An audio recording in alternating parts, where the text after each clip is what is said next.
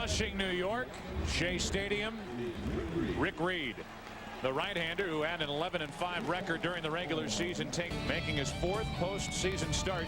35-year-old Rick Reed. Rick Reed 5-1 against the Cardinals this year.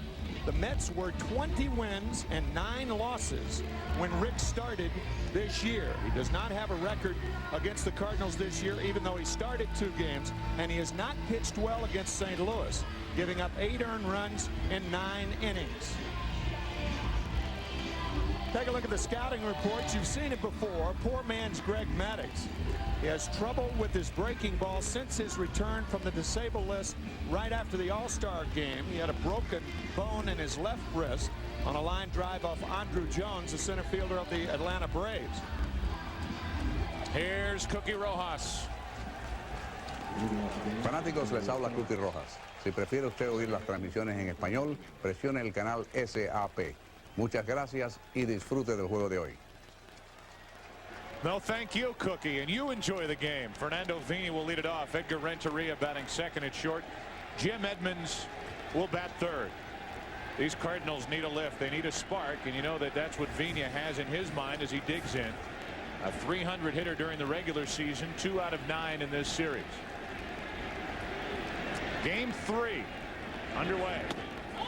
Ball 1 high. This crowd packed in here at Shea. Been playing baseball here since 1964, and this park has seen some thrilling October moments over the years. 1 ball, 1 strike to the surprise of Vina. 1-1. That last point on the scouting report, Rick Reed working east and west. He is not a pitcher that keeps the ball down particularly well, but he has great control on the corners. 2-strike pitch is an inside tailing fastball to left-handers. And generally speaking, that's when he saves it. The opposite way, and a good start for St. Louis as Vina has a leadoff single. Vina's on to start it. Now Renteria, Edmonds, and Clark will try to chase him home. Hitters hit good pitches, too. This ball right on the corner. Vina going that way. You can see the head right on the ball. Good piece of hitting by Vina.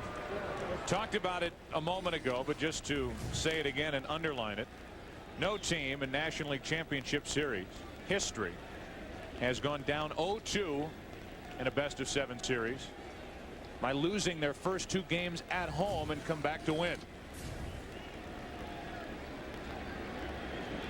1 on, nobody out, and a check on Vina. Tony La Russa told us in the clubhouse before the ball game today that yes, indeed, they felt they could run on Rick Reed. He does have a quick delivery to home plate, but he's a right-hander. Really gives those base runners an advantage over there at first base. Fernando Vina, one of the Cardinals, he said, may get the green light. Rather close. And Vina got back before the tag applied by Zeal. One of the big reasons that Rick Reed has a good move to first, he has very quick feet. And for a right-handed pitcher, that's very important. Edgar Renteria shows bunt, drops it down, a test for Ventura, and he can't make the play. It's 2 on, nobody out. Ventura trying to advance the runner, and with that type of bunt, trying to bunt for a base hit, and he just got one against one of the best defensive third basemen in baseball. We've seen Ventura barehand balls like that. Saw Scott Brocious of the Yankees barehanding a ball beautifully in last night's game, but he tries with the glove hand. And it's rare to see Robin Ventura not complete a play. Well, he looked undecided. He looked like he came in thinking about a bare hand, and then at the last moment threw the glove in front of it, couldn't make the play. It's an error, and it's 2 on with nobody out. And the infield grass here, guys, is very thick at Shea Stadium. That ball appeared to really tuck in as it got closer and closer to Robin Ventura.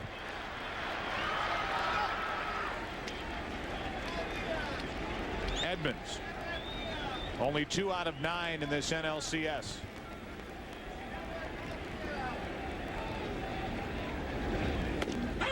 On the outside corner, strike 1 from Reed.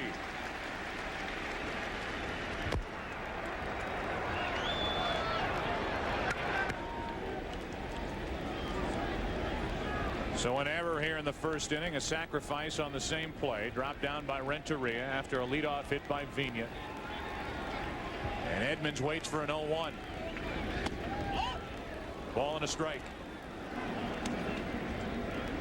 Tony La Russa telling us before the game that after game 2, Barry Weinberg, the Cardinal trainer, who gives La Russa an updated list of all the injuries on the team, pinpointed 4 spots on Edmonds that are really bothering him. He was banged up in game 2. He took yesterday off. Didn't participate in the workout as he shoots that one fair down the left field line. In to score is Vigna, heading to third, and they'll bring him home as Renteria, a 2-run double, and it's 2-0 St. Louis in the first. That is the start St. Louis needed here this afternoon. The New York Mets took the crowd out of the games 1 and 2 in St. Louis, and that's what the Cardinals have done right here. Jim Edmonds, prior to this, you heard Keith Olbermann say before the game he's stranded 11 runners, make that 7 runners in the first 2 games. He doesn't strand them here, picking them up. 108 RBIs during the season, and his first 2 during the NLCS. You mentioned it earlier that Reed has not fared well against the Cardinals this season. The Cardinals take their first lead of this series with 2 in the first. Reed's probably thinking, here we go again. 8 earned runs in 9 innings pitched in 2 starts. A couple of no decisions.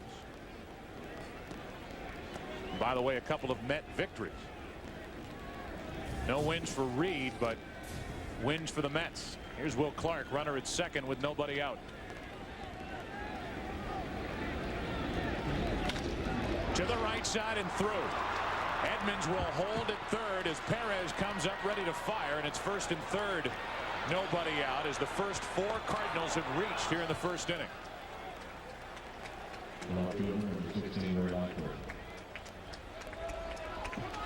Rick Reed talking to us about facing St. Louis prior to this start.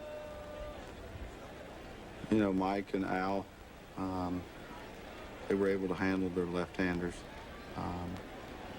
I struggled during the year. Give up, I think, 8 runs in 9 innings. So I've got my work cut out for me. I'm going to have to look at some videotape, scouting reports, and get a game plan together. You know, I've talked with Al Leiter, Mike Hampton, and just to get an idea of, you know, what they saw in their games. So, you know, maybe that'll help me. Doesn't look like a guy bursting with confidence as he works to Langford with first and third, nobody out, and misses with ball 1. Already action for the Mets out in their bullpen. Glendon Rush starting to crank it up to left-hander. You see the numbers for Langford in this postseason. Rush getting ready here in the first inning. The 1-0 to Langford. Tried to hold up, could not. A ball and a strike.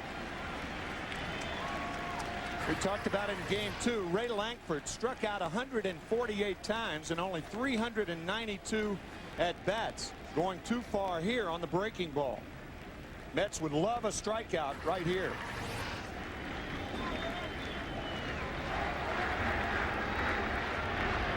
Clark the runner at first with Edmonds across the way. Andy Bennis has 2 runs to play with so far as Langford is now in the hole 1 and 2, and Reed has to think strikeout. Joe, a lot of good things happen when you do things the right way.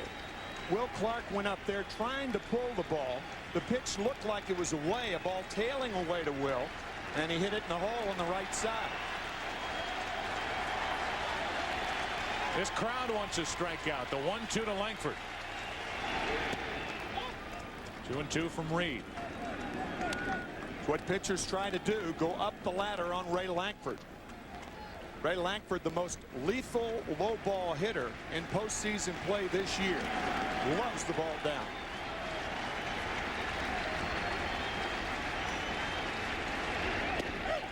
Got him looking, 1 away. Langford taking strike 3. We talked about the 2-strike tailing fastball right here. Langford gives up on it, tails back over the plate. I think Ray thought it was inside. Clearly not.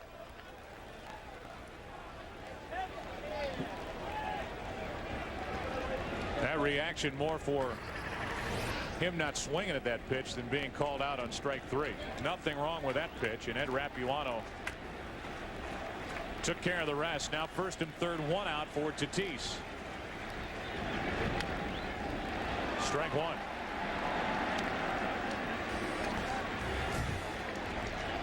So far, only 1 out of 5 in the postseason. He struggled down the stretch. In fact, when he went down, Fernando Tatis, early in the year, the last days of April, to be specific, April 29th in Philadelphia, he tore his groin muscle. He was 4th in the National League in batting average and 1st in runs batted in. That's strike 2.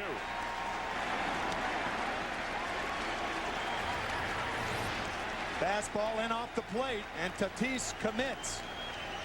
With that, if you're a guy like Rick Reed, you try to get Tatis out on balls out of the strike zone now.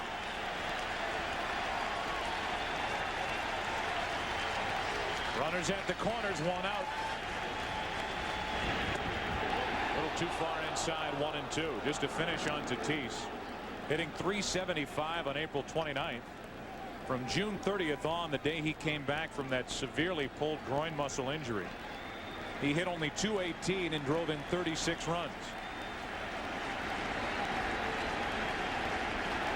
Waiting for a 1-2 pitch here in the first inning. 2 out of the strike zone. Tatis wouldn't go after him. It's 2-2. That last pitch is a pitch that Tatis has really struggled with over the past 2 months. A lot of free swingers struggle with that 2-strike breaking ball away out of the strike zone. Now the 2-2. Low and away, 3-2. So Reed loses the advantage after having Tatis 0-2.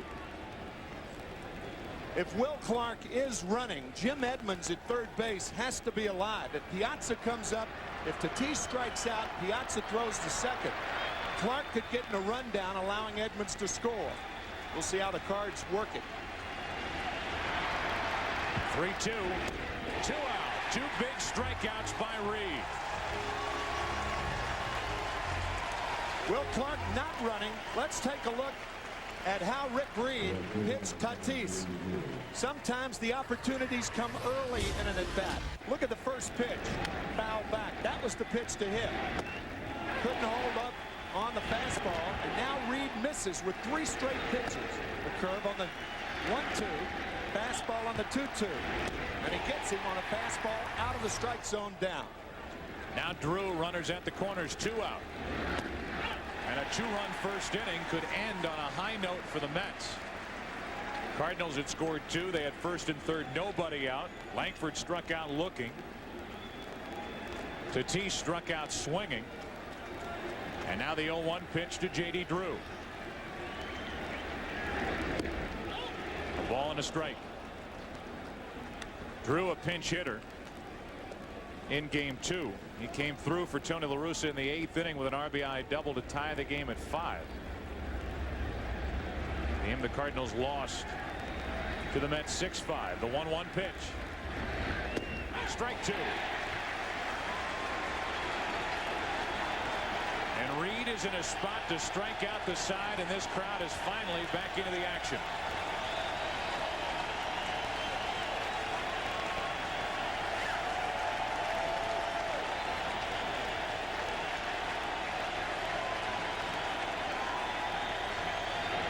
Struck him out.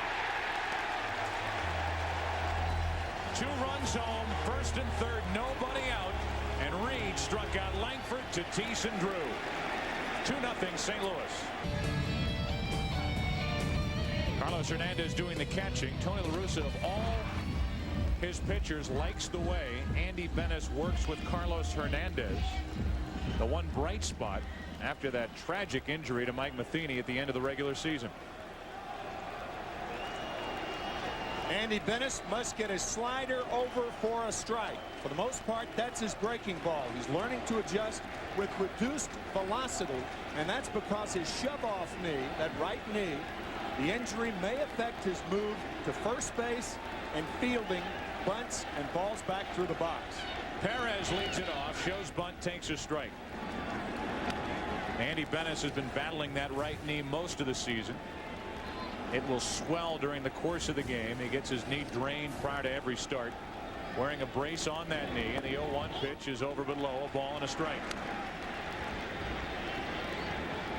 A couple of guys with tendinitis. One guy pitching with it in his right knee. One guy, for the most part in this series at least, sitting on the bench with it in his right knee as well. That bunt is foul, and strike 2 on Perez. Timo has really changed the look entirely of this Mets lineup. They lose Derek Bell in game 1 of the division series. Bell a different type player. Perez inserted in right field, and he gives this team speed. Into center field. Good start for the Mets.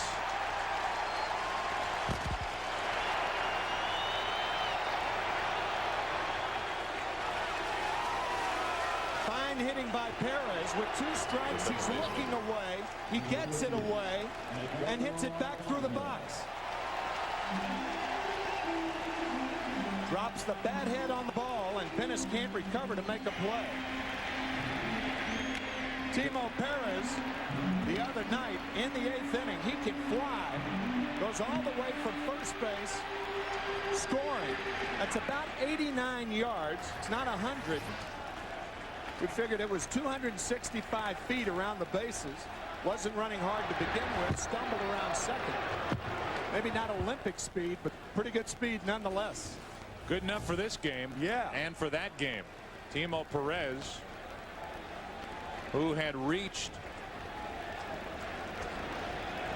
on a base hit with 2 out, scored 1 of 2 runs in that 8th inning. He scored on a hit by Edgardo Alfonso, who's at the plate right now. Perez running. Base hit right field. Perez will go to third, and it's first and third, nobody out.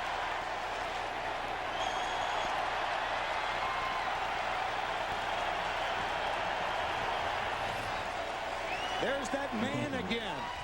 That used to be said about Stan Musial at Edmonds Field here in New York. Well, the Mets more or less derived from the Dodgers and the Giants when they left in '57, as Perez easily goes to third base. The Cardinals may be calling Alfonso that man. He strikes again. Their colors derived literally from those 2 franchises that left, Dodger blue and that giant orange. First and third, nobody out. Piazza takes ball 1.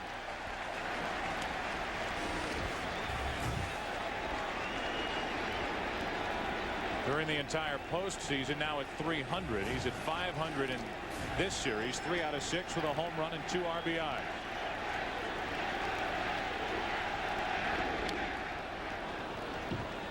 One ball, 1 strike. One of the remarkable things about Mike Piazza, he can look so bad with 1 swing as he did there. Off balance, out on his front foot, and you try to throw that same pitch, and he'll adjust on it, hit it 400 feet. He is a remarkable hitter, pound for pound, about the strongest guy around.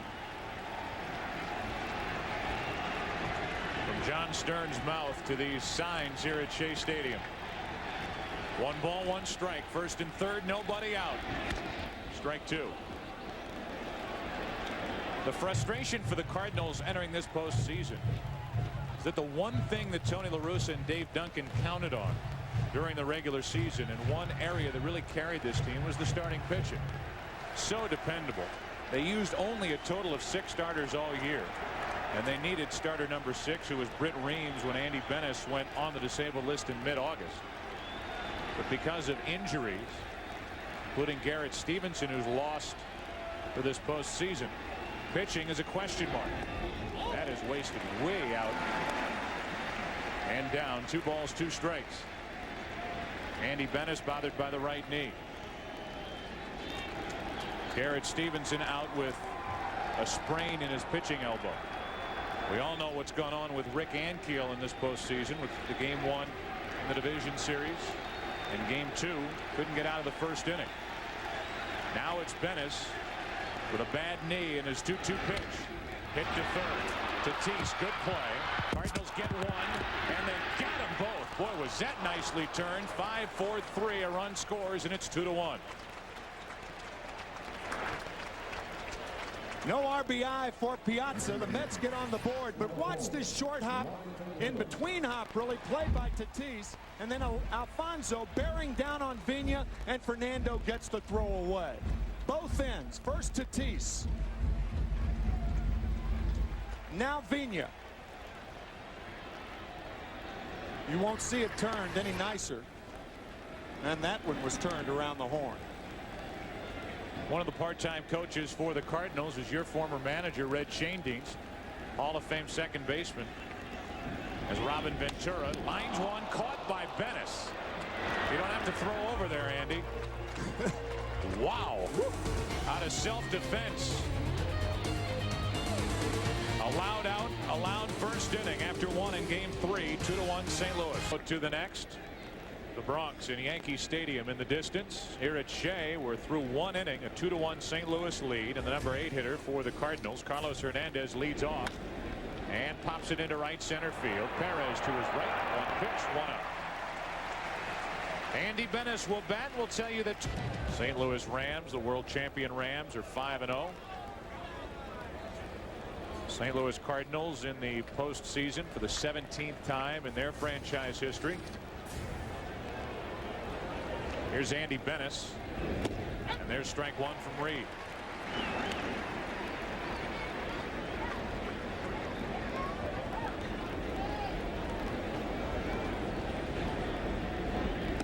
Breaking ball, strike two. Bennis during the season was only 4 out of 50 at the plate with 1 home run. Batting with 1 out, nobody on. On the outside corner, 2 away. 4th strikeout for Rick Reed. Often games started at this time in October. It's difficult for the hitters to pick the ball up. And to get the donut off their bat. Yeah, right, particularly at this time of day. But it's not a real problem and shouldn't be a problem for the center fielder, Jay Payton of the Mets, unless the ball is hit deep to center field. But you get an idea with that shot from our director, Bill Webb, of what the hitters are confronted with.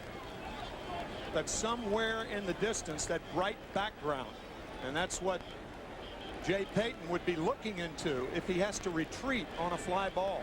2 out, nobody on. Vina took a strike. Bob? Well, obviously the pitcher and the hitter are both in the shade right now, but the hitter's eye in straightaway center field, the sun is somewhat glaring off that black surface out there. It is very tough to pick up the ball right now.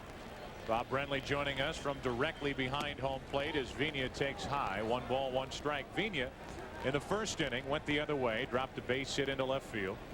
Renteria dropped down a sacrifice bunt, but it was kicked by Ventura. And a 2-run double by Edmonds. A single by Clark, first and third, nobody out, but Reed struck out the side, and now Vina pops it up. Porter got to get it. Lewis goes 1-2-3 in the second. Bottom of the Mets bat. They're down by just a run. Zeal, Agbayani, and Payton.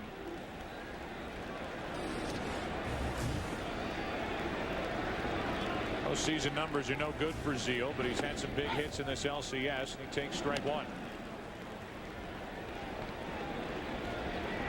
3 for 7 so far in this head-to-head battle between Zeal and his former organization. On the outside corner, it's 0-2. Joe, it's funny how quirky the game of baseball can be. The Cardinals, all they needed out of Ray Langford was a ground ball double play to score their 3rd run.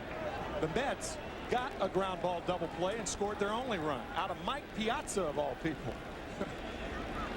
0-2 on Zeal. A ball and 2 strikes. So really each side wasting a chance for a big first inning. Cardinals had 2 on the scoreboard, first and third, nobody out, but Reed made some terrific pitches and got 3 consecutive strikeouts of Langford, Tatis, and Drew. 2 balls, 2 strikes now on Zeal. Mets had first and third, nobody out, and that's when Piazza bounced into the double play, scoring Perez to make it 2-1. It was 0-2. Now it's 3-2.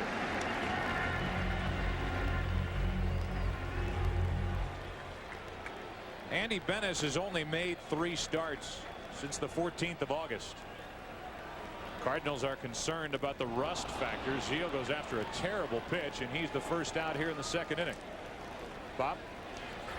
Carlos Hernandez, the Cardinal catchers, you get a look at strike 3 to Todd Zeal.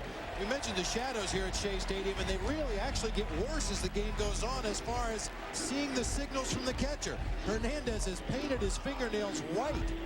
in order for the Cardinal pitchers to better pick up his signs. Either that or he's about to go to a Marilyn Manson concert.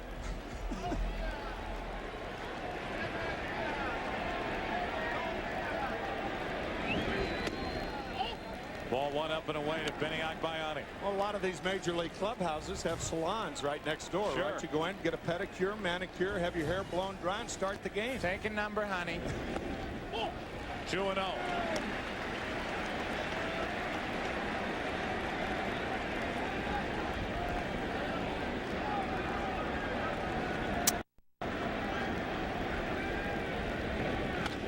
Well hit left field.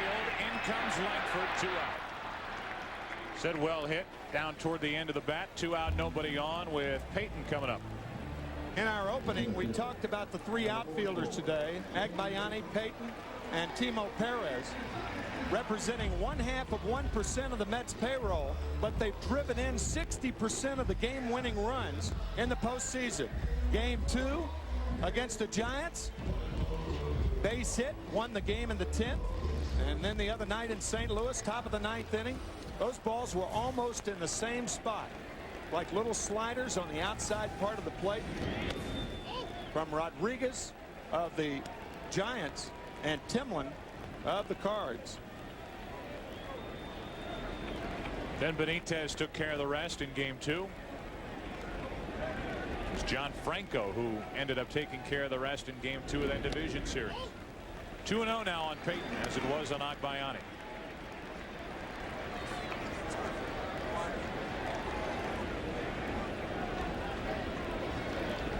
After Peyton, it's Bordick, who's still bothered by that sore right thumb. 3-0. Well, right before the previous pitch to Jay Peyton, Peyton had his head turned talking to home plate umpire Ed Rapuano, and Andy Bennis just said fastball away. He mouthed the words fastball away to his catcher Carlos Hernandez. So much for trick signs. Swinging on 3-0, and why not? 3 balls and a strike. Trailing by 1 run, 2nd inning. Why not? Peyton with 17 home runs during the season, 1 during the postseason.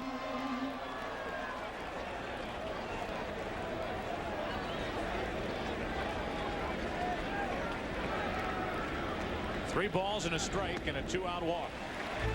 First walk handed out by Bennis this afternoon. And the number 8 man Bordick will bat. Number 17, Bordick. Here's what Bob was talking about in that first pitch to Peyton.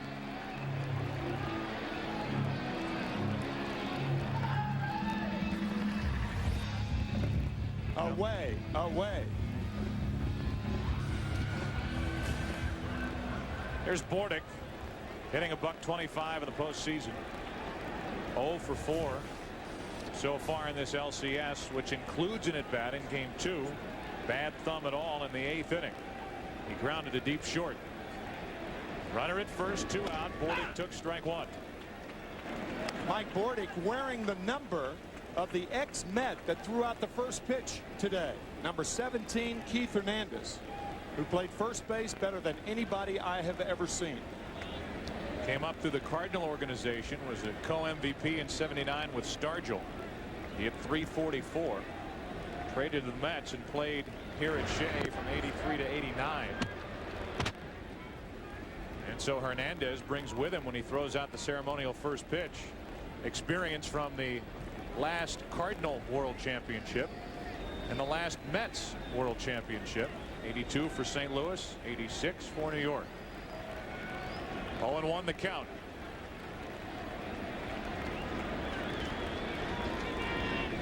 In case you're wondering, Hernandez wore 37 for St. Louis. 37 for the Mets. The first number retired. That was Casey Stengel's number.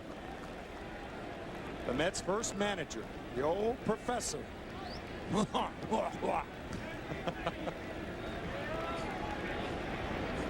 No balls, 2 strikes on Bordick. Hernandez always made sure the number 7 was involved because of Mantle. Big Mantle fan. And still beloved here in New York. Jay Payton with only 5 stolen bases during the regular season, caught 11 times, but this is a good running situation. 0-2 on the hitter, and Bennis might throw a slider in the dirt. We'll see if Payton runs. He's flinching and leaning and able to get back in time. Am I seeing things, or was he leaning? He was leaning. You saw it right. That's what I saw. See that right foot leaning towards second, diving back.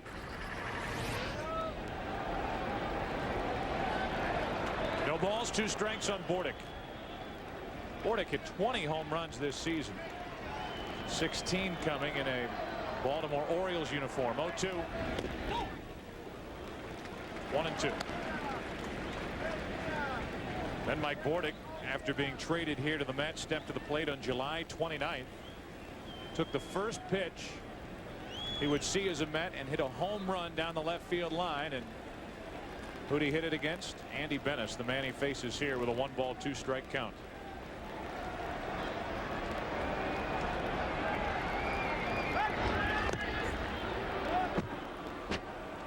Close eye on Payton, as Tim told you. Only 5 out of 16. Trying to steal bases during the regular season.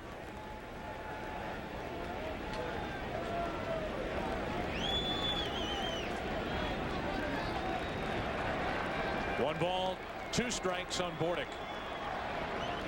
Pitch out, 2-2. These 2 managers are going to get a lot of headlines for the rest of this LCS. Whether it's 4 games, 5 games, whatever. Joe, I don't think it's good theory and good strategy to pitch out with 2 strikes and 2 outs on the batter, because the pitch that you throw might be the pitch that gets the batter out. With the Cardinals, we were always taught pitch out, 2 strikes, 2 outs, unless you're absolutely sure. And they may run now. They don't. 2-2 pitch is off the end of the bat. It's going to roll back fair, and Bordick is out to end the inning. Bordick gave up on it, didn't run, and with a spin that was on that ball, it started well foul and came back fair, and then Clark with a heads-up play picked it up the instant it came back into play. Tag Bordick, and we're through 2 innings here at Shea. 2-1 Cardinals. Back after this from your local Fox station. 50 feet foul. Number 2 hitter in the lineup for St. Louis, Renteria, then Edmonds, then Clark. And you guys mentioned that Mike Bordick got a slow jump out of the batter's box. Had he busted out of the batter's box and gotten past Will Clark, the Cardinals had nobody covering first base.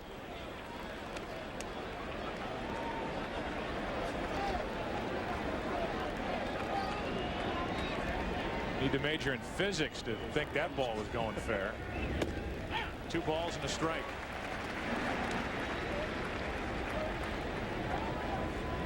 Not sure that Bordick took physics up at Maine. 2 balls and a strike.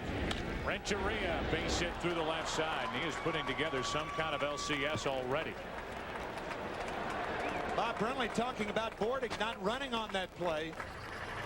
Watch Carlos Hernandez get out with the equipment on faster than Bordick off the end of the bat. Hernandez with the mask off. He's running hard down the line, but Bordick isn't. Hernandez saw it go fair.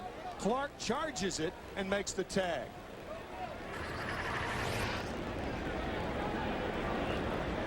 One on, nobody out. Here's Edmonds, who doubled home 2 in the first inning. Hit it down the left field line and almost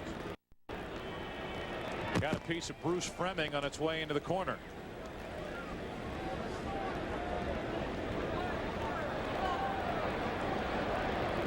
Rick Reed trying to pitch around the 4th hit of the afternoon for St. Louis.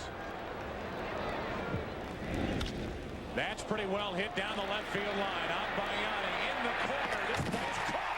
What a catch by Agbayani. Renteria has to reach out second, and he's back to first safely, 1 out. Well, we talked about Agbayani and his shortcomings in left. He went a long way to get that out, 1 away. Agbayani with a great over-the-shoulder catch against the wall. And you're right, Renteria had gone about 8 to 10 feet around second base. In retreating to first, he had to touch second, going back to the bag. Watch how Renteria goes about a quarter of a way toward third, touches the bag, and just makes it back to first.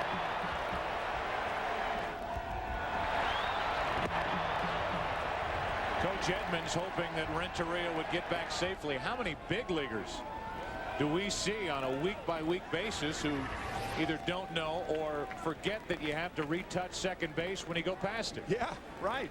They're going to appeal. We clearly showed that he touched it. And the second base umpire, Dana DeMuth, agrees. Here's Mike Easler, the hitting coach for the Cardinals, watching that last ball off the bat of Edmonds. That's gone, baby. That's gone, baby. That's gone. That's gone. That's gone.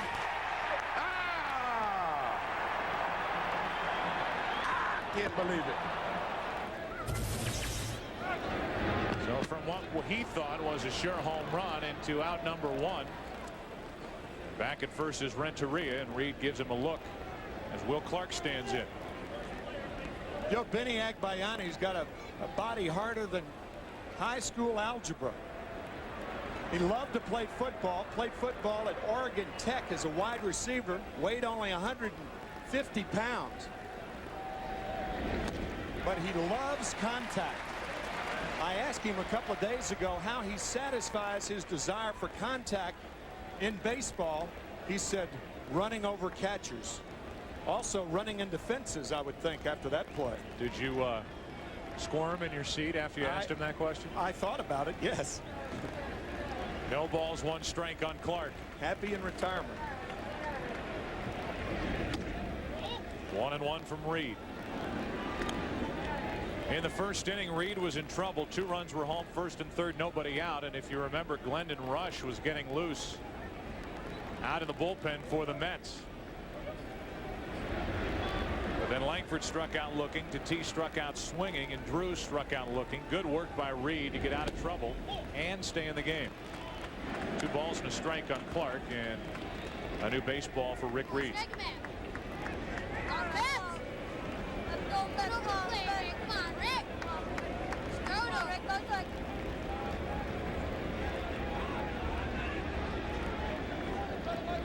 Bobby Valentine so far in this postseason has, for the most part, pulled the right string every time. Tony La Russa has been second guessed in the first 2 games on a number of different fronts. When to use Mark McGwire? Why wasn't he used in game 1? Why'd you send him up in game 2 in a spot where the Mets could walk him? You went too long with Rick Ankiel in game 2. Should have had Reams ready earlier when you saw early that he wasn't, meaning Ankiel, going to be able to throw strikes. Renteria is running, and that pitch gets away from Piazza. Ball 4. Over to third is Renteria, but they will push him back to second base as the ball hops into the dugout. Boy, did the Mets get a break right there. No kidding. Had that ball stayed out of the dugout, then Renteria easily goes to third base. Piazza not fielding that ball well. That's the 3rd wild pitch thrown by Met pitchers, and Piazza has not fielded that ball well yet. But once it goes into the dugout, the runner at first base, whether he was running or not, is only allowed to go to second. But had that ball stayed out of the dugout, Renteria clearly would have gone to third. The left fielder, number 6, Langford. So all it is a walk.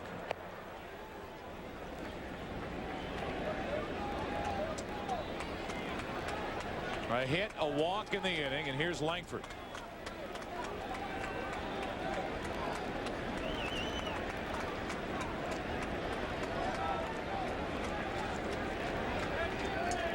Langford, who missed a chance back in the first inning, gets another opportunity against Rick Reed.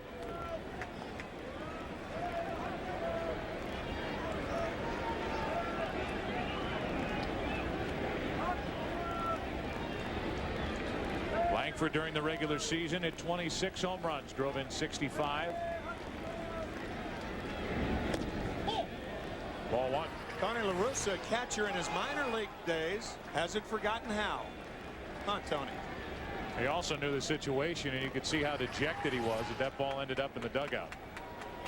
Instead of first and third, it's first and second, 1 out. And the 1-0 pitch to Ray Langford. On the outside corner, a ball and a strike.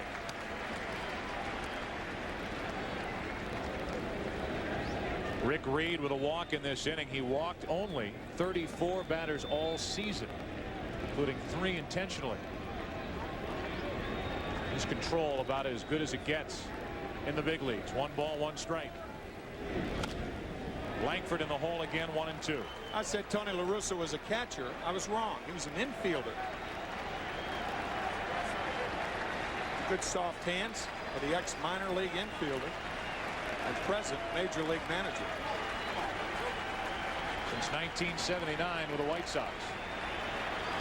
This crowd wants Reed's 5th strikeout.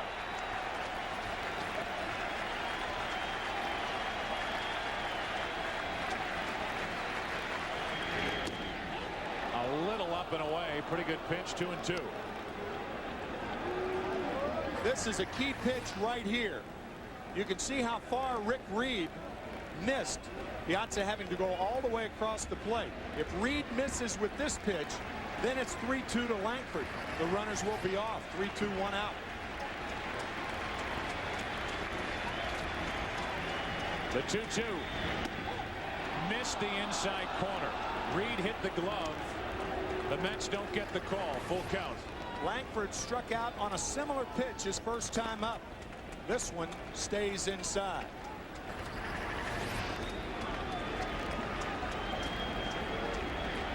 Three balls, 2 strikes.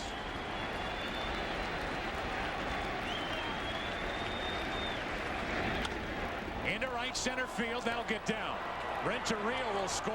Will Clark goes from first to third, and the Cardinals lead 3-1 here in the 3rd inning.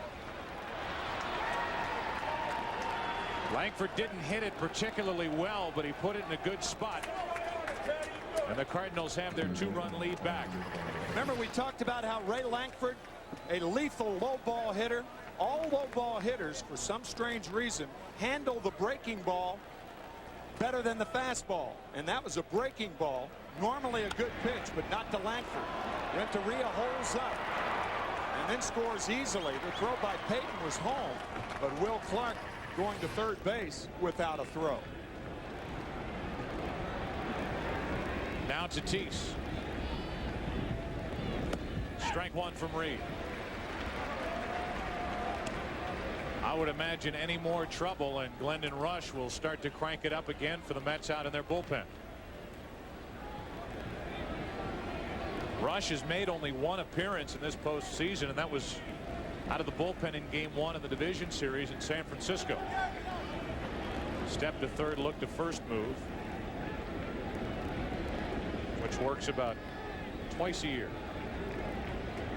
Now, oddly, it worked for Turk Wendell twice in 1 inning this year. It's a controversial step to third, look to first move that Wendell uses. The 0-1 into right field.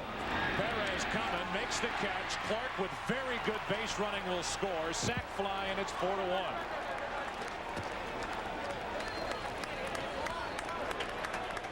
Joe, you're exactly right, because normally if you're on third with less than 2 out and a hitter hits a ball similar to this, your first instinct is to break toward home. Clark's first instinct was to go back, and realizing the way that Perez caught the ball, he was in no position to throw, and Clark scores easily. No way can you get anything on a ball like that throwing from that angle. Now runner at first. 2 St. Louis runs home. Their biggest lead of the day, 4-1. And J.D. Drew stands in, the number 7 hitter. They appeal to third, and the safe call is given. The fans behind third base howling at Steve Ripley, the third base umpire. How many times do you see 2 appeal plays in 1 inning? One on Renteria at second, and the Mets thinking Clark perhaps left too early. They didn't get the call either time, and both Clark and Renteria have scored here in the 3rd. Left-handed starter on the mound the first 2 games of this series. We saw Todd Zeile leading off with the runner, with the right-hander Rick Reed on the mound tonight. A more traditional positioning over there for the pickoff throws. Keeping an eye on Langford in this case. Under 50% during the regular season, stole 5 bases, was caught 6 times. and may do some running here.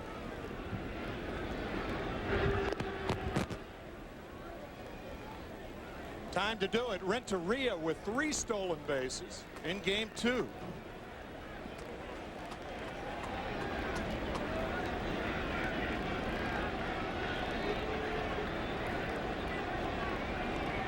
Drew with a count of 0-1. Runner goes, now comes back. A ball and a strike on Drew. At fake break like that, as Langford just took, makes the catcher get up prematurely and perhaps take a low strike away from his pitcher. And it makes one of the 2 middle infielders pinch. Piazza comes out ready to throw. Bordick was close to second. Tailing pitch for strike 2 on Drew.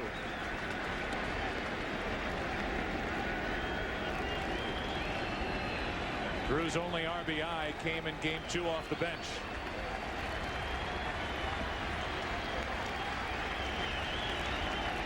Crowd back into it. 1 ball, 2 strikes. And Drew fought it off to stay at the plate. You always hear about a sophomore slump. With what J.D. Drew showed at the end of '98, he made his major league debut that night we were in St. Louis, September 8th. McGuire hit his 62nd home run of the season. Drew had a freshman jinx. Langford back ahead of the tag. Last year Drew hit only .242 with 39 RBIs, 13 home runs. This year .295, 18 home runs, 57 RBIs, and I said it in game 1. I'll say it again. When Will Clark arrived at the Cardinal clubhouse, it's almost like he took a direct route over to Drew's locker and started trying to teach him. Drew pops it up. Back behind the plate, Piazza. Near the dugout, what a catch. Not only did Mike Piazza make a catch to end the inning, Cardinal owner Bill DeWitt was saved a bruise on his noggin. Bottom of the 3rd inning at Shea. 4-1 St. Louis. Pretty night in New York. This is game 3 of the National League Championship Series. And we promote the upcoming games. Tonight, game 4 of the Yankees and the Mariners, with the Yankees leading that series now 2-1 on NBC. And then tomorrow is game 4, 7:30 Eastern time here on Fox of this series, with the Mets right now leading 2-0. And by the way, Darryl Kyle will come back on short rest and pitch for St. Louis. The plan is for Bobby Jones, who was fantastic in that clincher game 4 of the division series, to pitch for New York. 1 ball, 1 strike. Rick Reed at the plate, 2-1. Prior to our game tomorrow, which is at 7:30 Eastern time here on Fox, NBC will carry game 5 of the ALCS at 4 o'clock. 2 balls and a strike on Rick Reed. 10 out of 49 at the plate during the regular season. Waiting for that pitch, and he was after it too quickly. 2-2. Yeah, Rick Reed has 2 major league home runs. He is an excellent hitter. Anytime you see a pitcher with a 200 or above average during a season, Reed hit 204, then you know it's a good average. He can hit. 2-2 from Andy Bennis is low, full count.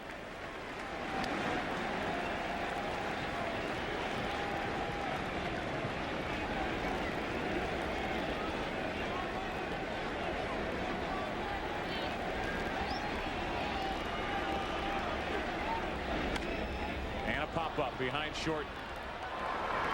Whether Renteria ever saw it, Langford did, and that's 1 out.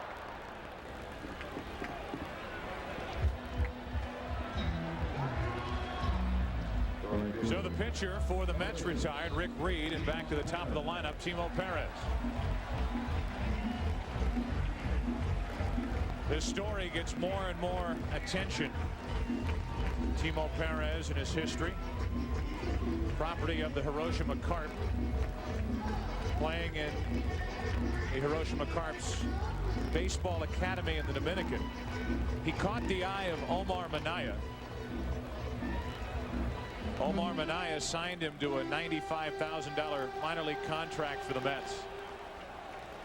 And you start to look Tim, at the track record of Omar Minaya and some of the players that he has scouted and signed. Melvin Mora, player the Mets traded to the Orioles to get Bordick. Another on the list of Minaya. And years ago, Sammy Sosa. 1 ball, 1 strike. Omar Minaya has been the assistant to the general manager here for the last few years and deserves to get a shot to walk out on that general manager's perch by himself with some other organization. He has done great work around here and in other organizations. A good eye for baseball talent. Tatis is another guy on the list. Texas Ranger connection, playing third base for the Cardinals today as Perez pops it up. Shallow center. Edmonds, 2 out. Omar Minaya interviewed for the Los Angeles general manager's job. The Dodgers hired Kevin Malone 2 years ago.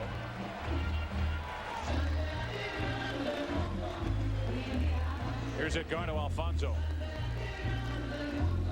You start to talk about a Latin American influence. Latin American players constitute 25% of all big leaguers at this moment.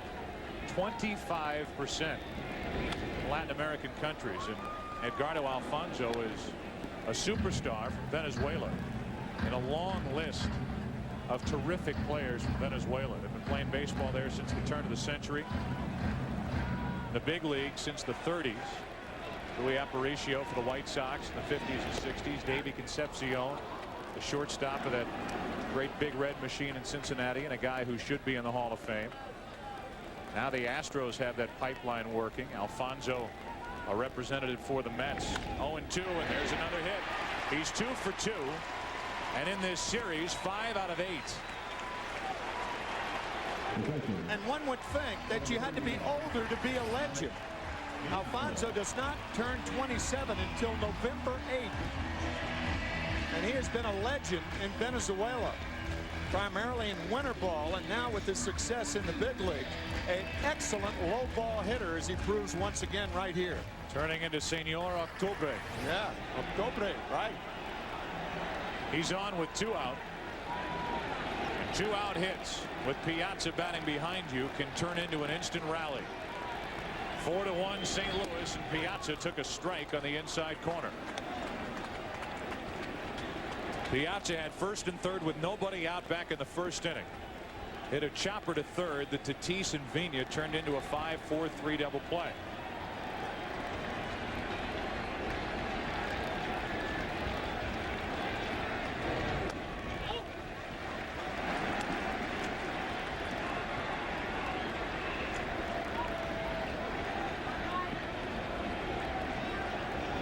One ball, 1 strike, 1 on, 2 out.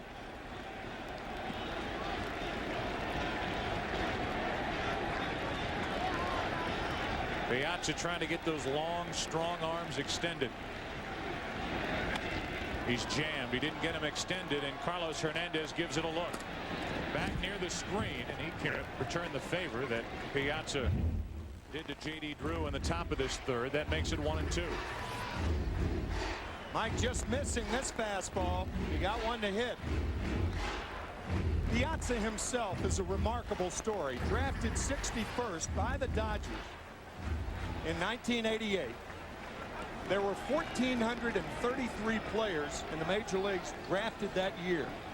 Piazza came in the 1,390th pick. So there were only 43 players picked after Mike Piazza in 1988. And look at him now.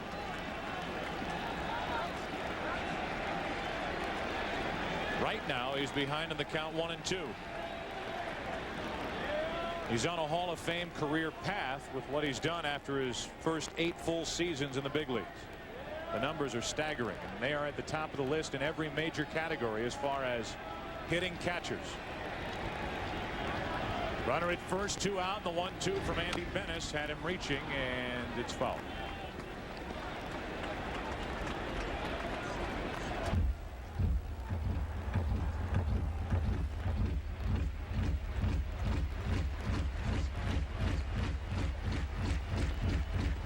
you put Piazza's name on a list on the bench, Roy Campanella, Yogi Berra, Carlton Fisk, all Hall of Famers.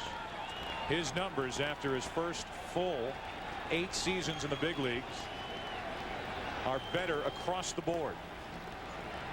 1 ball, 2 strikes. Piazza pops it up.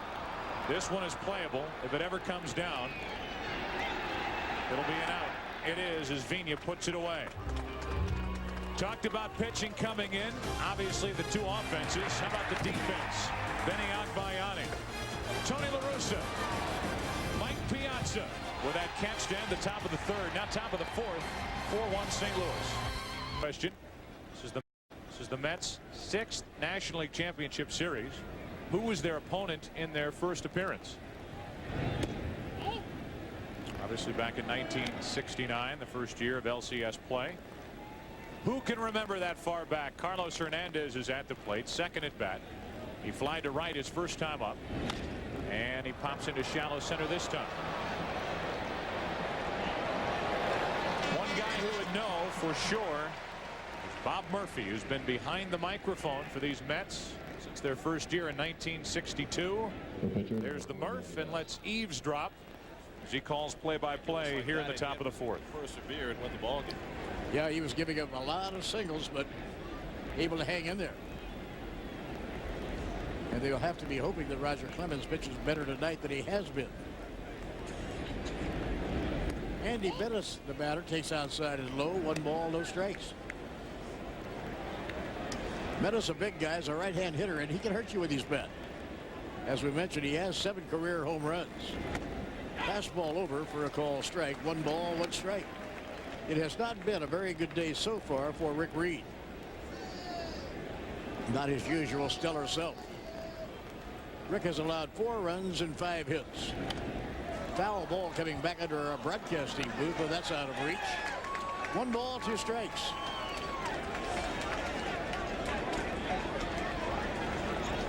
Bobby Jones pitches tomorrow night, probably against either Pat Hinkton or maybe Darryl Kyle. Swinging a foul ball hit down the right field line. That'll go into the crowd. Well, Tony La Russa said when he put out Kyle for game 1 that his plan was to throw Kyle 3 times, 1, 4, and 7. And Kyle only threw 83 pitches in game 1, so I'd be shocked if Kyle doesn't go out there tomorrow. I would be too, Gary. Pitching 1 and 2. Foul ball back over the screen. No play. Count holding at 1 and 2 on the Cardinal pitcher. Problem the Cardinals are going to have one way or another if they come back in this series, whether they pitch Kyle Henkin or Henkin Kyle the next 2 games. Who are they going to pitch in game 6? La Russa's already said it's not going to be Rick Ankiel. Now the 1-2 delivery. Smashed to short off the glove of Bordy. It goes into the outfield. So Andy Bennis is on base.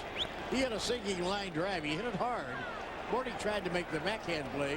Got a glove on it, but couldn't pick it clean. That's a poor play by Bordick. He never moved his feet to try and get in front of that ball. Just reached out to his right. It was tailing away from him, and it kept on tailing and went right on by him. That's the voice of Gary Cohen, our good friend, over in the booth with Bob Murphy. It's ruled a base hit.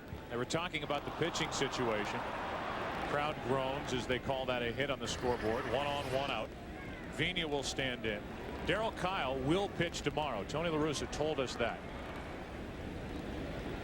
I think what happens the rest of this day has a major effect on who works the rest of this series. The long reliever for St. Louis today, because Britt Reams and Matt Morris had to work so long in game 2, is Pat Henkin, who was scheduled for game 5 at this point. Vigna dumps one into left field. Back-to-back hits, Bennis and Vigna, and it's 2 on, 1 out.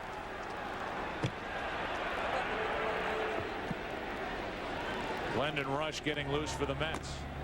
If the Cardinals have to pitch Pat Henkin at some point during tonight's game, and he held off in his side session yesterday, he obviously won't make the start on Monday night if there is a game Monday night. The Cardinals then could start Britt Reams that night, then push Andy Bennis back on short rest in game 6.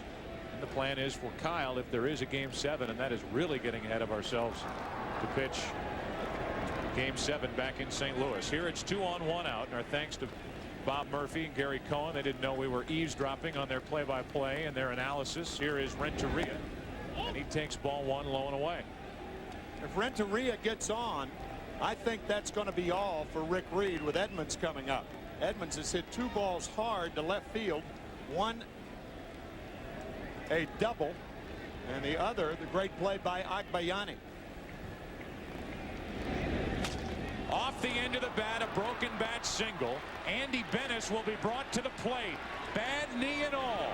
Bennis is safe with a belly flop, and it's 5-1 St. Louis. Here in the 4th inning, and this crowd is getting on Rick Reed and the Mets. Robin Ventura was standing right next to third base when Andy Bennis rounded the bag. A broken bat base hit by Renteria. Renteria has been all over the place, and Bennis just stepping on the bag. Just on the inside part of the bag with that sore knee and all.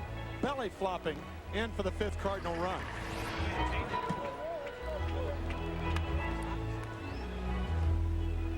So Andy Bennis with his bad knee and all. Tony La Russa telling us before the game he's a tough competitor. Those are his. Rush against the Cardinals this season was dominant. Strike one, but against left-handed batters, Tim, the numbers just don't show why he was so good against St. Louis.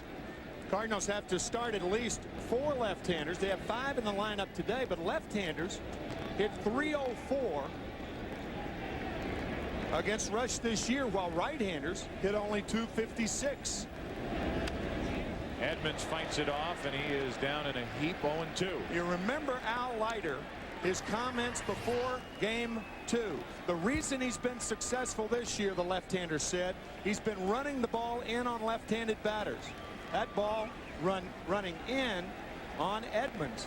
A left-handed pitcher, in order to have success against a left-hander, has to make him aware of the ball inside, and that's what Rush just did. The numbers for Rush: a record of 11-11, which included a win this season against St. Louis, an ERA of just over 4. Got him from the Kansas City organization. A solid number 5 starter on this Mets team this season. The 0-2 to Edmonds. Got him looking to gone.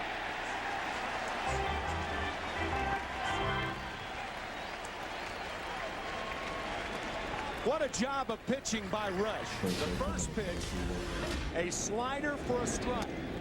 This is why Edmonds made the out. That pitch inside, and now the pitch outside, a ball that he normally offers that, he gives up on.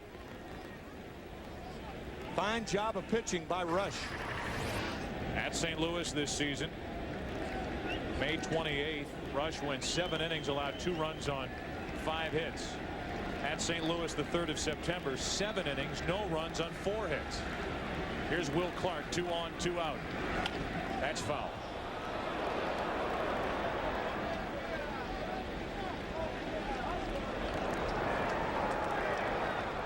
Clark's mannerisms at the plate and in the field are unique. Look at that face. He always has that mouth turned down. He's got his chest puffed out. Tony La Russa saying the only difference I see on Will Clark, the year 2000 compared to back in 1989, is that he's put on a few pounds. The swing is the same as he gets out of the way of ball 1 to even the count, but it's that look. I mean, that's about as distinct a look as there is in the game today. It's a look that Norman Rockwell would love. Take Will Clark back about 29 years, and he'd be the kid sitting at the soda fountain. 1 ball, 1 strike, 2 on, 2 out. Rush trying to keep it a 4-run game. 5-1 here in the 4th inning. That hit Clark on the hand, wrist, or forearm, and the bases will be loaded. And Langford may be lifted for a pinch hitter. He's looking back at the dugout, and he may be finished for the rest of the day. Bob? You talked about that face that Will Clark features when he's out there playing baseball. We call that the Nuschler face. When I was a member of the San Francisco Giants, we found out that Will's middle name was a reference to his mother's maiden name, so his middle name is Nuschler. And for lack of a better term, we called it his Nuschler face. Well, you hesitated because you saw out of the corner of your eye that. And so do these Met fans. So does Glendon Rush. Looking at Mark McGwire, who will bat with the bases loaded, 2 out, and here's a spot where Tony La Russa can put him in the batter's box, and there is no place for the Mets to put him. What about the buzz in this ballpark right now?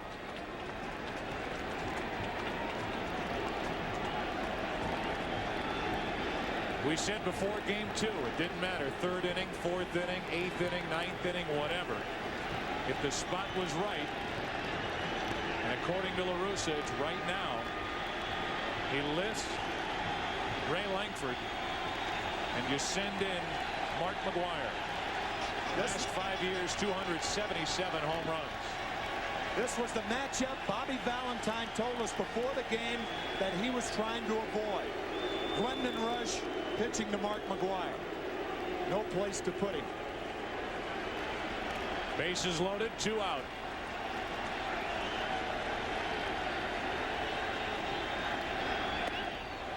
Ball 1. And the crowd enjoys that pitch running up and in on McGwire.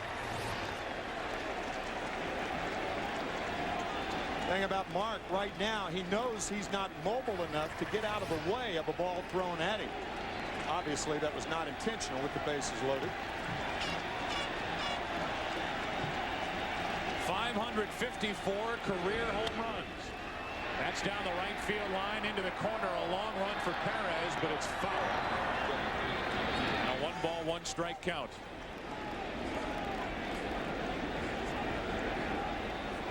I still don't think it's out of the realm of possibility that later in this series, depending on how McGwire's knee is feeling and how it progresses, I still don't think it's without question that he'll start the game on the bench. I could see him making a start later in this series. What do you do with Will Clark then? Against one of the left-handers. The 1-1. Jammed, and he popped him up into left. Rush got the big man. Good work by Glendon Rush. Struck out Edmonds, hit Clark, and got the single-season home run king on the fly ball to left after 3.5.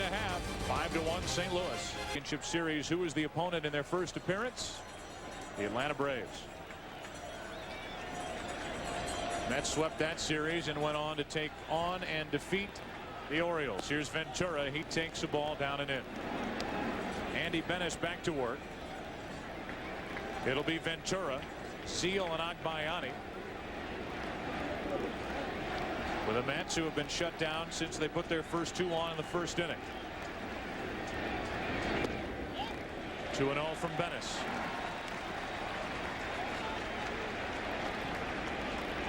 Craig Paquette takes over in left field for McGwire, who pinch hit for Langford. 2-1. Joe, that 1969 Braves team, Henry Aaron was 5 years away from hitting home run number 715. Ron Reed was one of the pitchers. Rico Carty won a batting title for the Braves. And right before that season had begun, the St. Louis Cardinals made a trade. Joe Torre for Orlando Cepeda. So Torre became a Cardinal. Cepeda became a Brave.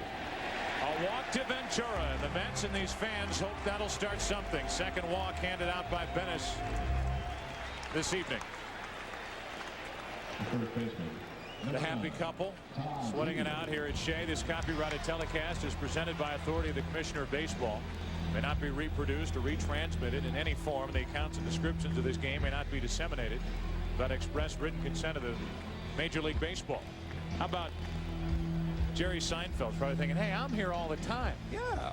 Who are these Johnny-come-latelys? These stars that are here getting all the airtime.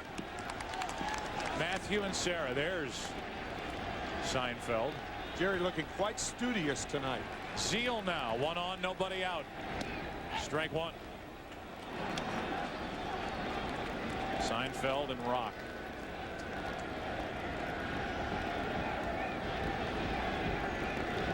No balls, 1 strike. Zeal struck out his first time on a 3-2 pitch in the dirt. Todd Zeal, perhaps more adept than hitters on either side to hit the ball through the hole on the right side. Vina is cheating towards second base. Will Clark is holding Ventura on.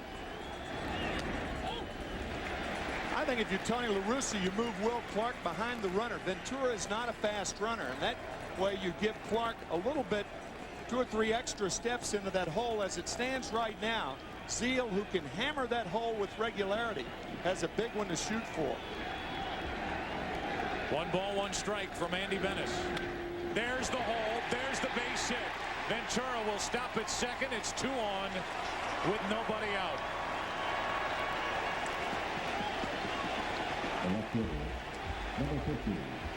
We mentioned Vina was cheating towards second base. When you have a 4-run lead, you're more inclined to play for 1 out and not 2.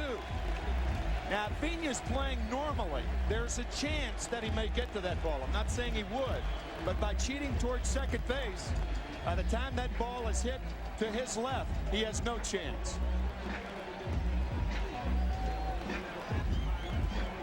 And just to point out another note about what you're talking about, not to say that Clark could have gotten to that ball, but by opening up that big hole on the right side, it gave Zeal an idea of what to do with the pitch from Absolutely. Bennis. Slider away. He went that way. 2 on, nobody out. Agbayani at the plate. Ball 1 from Andy Bennis, who stares in at Ed Rapuano. Ventura, the lead runner at second. Zeal, the trail runner at first.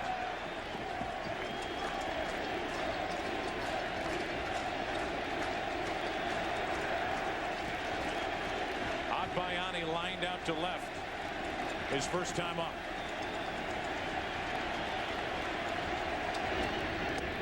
Two and 0.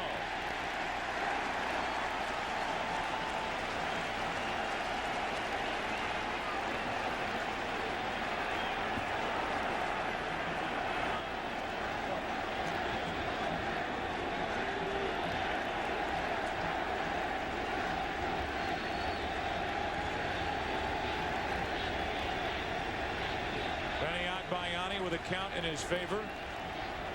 He has hit in 7 consecutive postseason games. 0 for 1 tonight. The 2-0 pitch on the corner.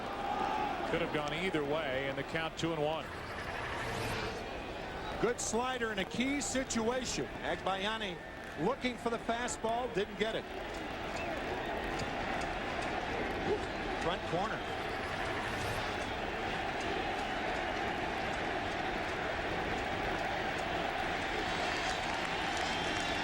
Agbayani waiting for a 2-1 pitch.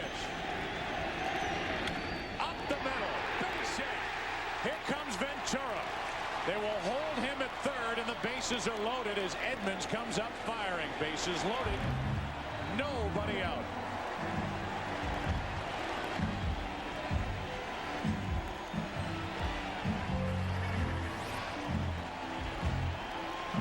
Ball hit hard. Ball just explodes off Agbayani's bat. A top spin on the ground ball, indicative of very strong top hand. Racing by Vina. And now that's going to get activity in the Mets bullpen. And as you said earlier, Joe, the Mets bullpen is very deep tonight, but not so the Cardinals.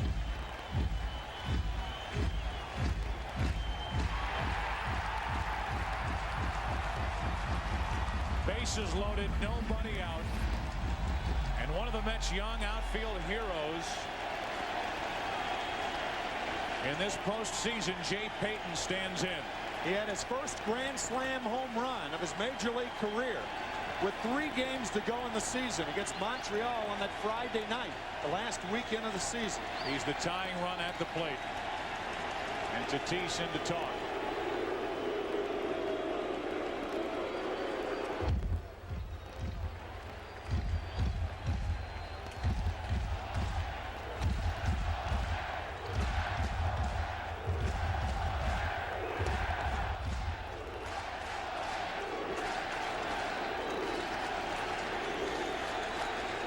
The Cardinals would trade a run for the double play ball.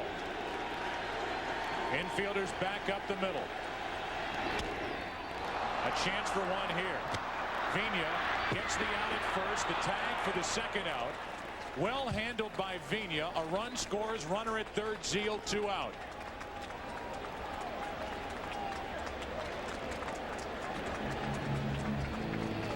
The Mets have scored 2 runs on double plays tonight. This is, you're right, Joe, it was expertly handled by Vina. The timing on this play was perfect. Vina running Agbayani toward first. Clark takes care of the rest of it. You can't make this play any better, right? Somebody got a hold of Vina, and remember, Vina came out of this Mets organization at an early age and taught him the fundamentals of that play, because I see this Cardinal team a lot. That's his play. He handles that play as well as any play on the field. Is that right? Well, you see a lot of major league second basemen botch that play often. Now a runner at third, 2 out for Bordick. And a ball from Bennis. You know, guys, the key to that play, as well as any rundown play, is for Vina to get Agbayani running. Don't allow him to crow hop back toward first base and then change direction when the ball is thrown. Vina ran right at him, forced Agbayani to run away. 2-0. You're right, Bob. Force him to run back to the base from which he came.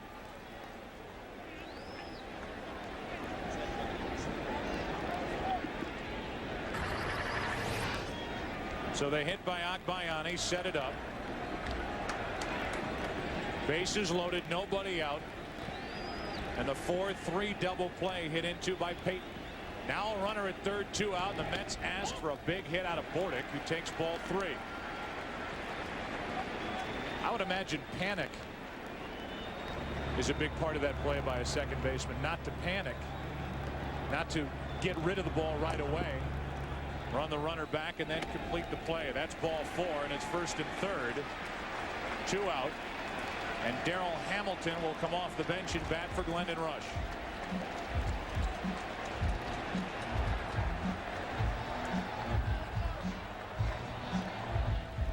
Dave Duncan will trot out and talk to his right-hander.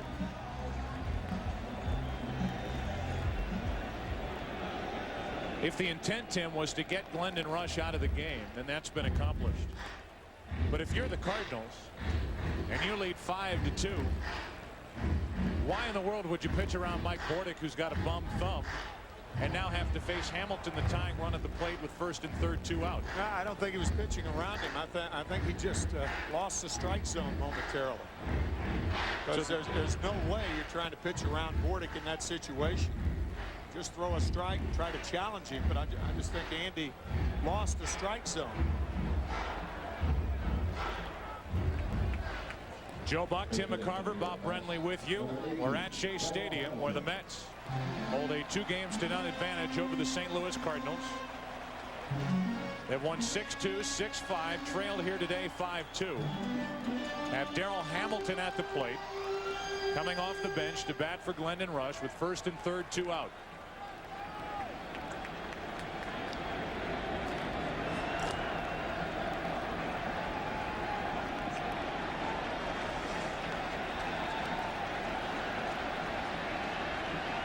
That's a big run sitting over at third base. Another runner on at first. Mets have scored 1. Ball 1. Joe, Darrell Hamilton with an arthritic left big toe, had it operated on earlier. Who was the guy to whom he went to ask for advice? Mark McGwire of the Cardinals. 1 ball, no strikes. Now 2-0. Dr. James Vann worked and operated on Darrell Hamilton. He also operated on Mark McGwire about 8 years ago when Big Mac had problems with his feet, the arches of his feet.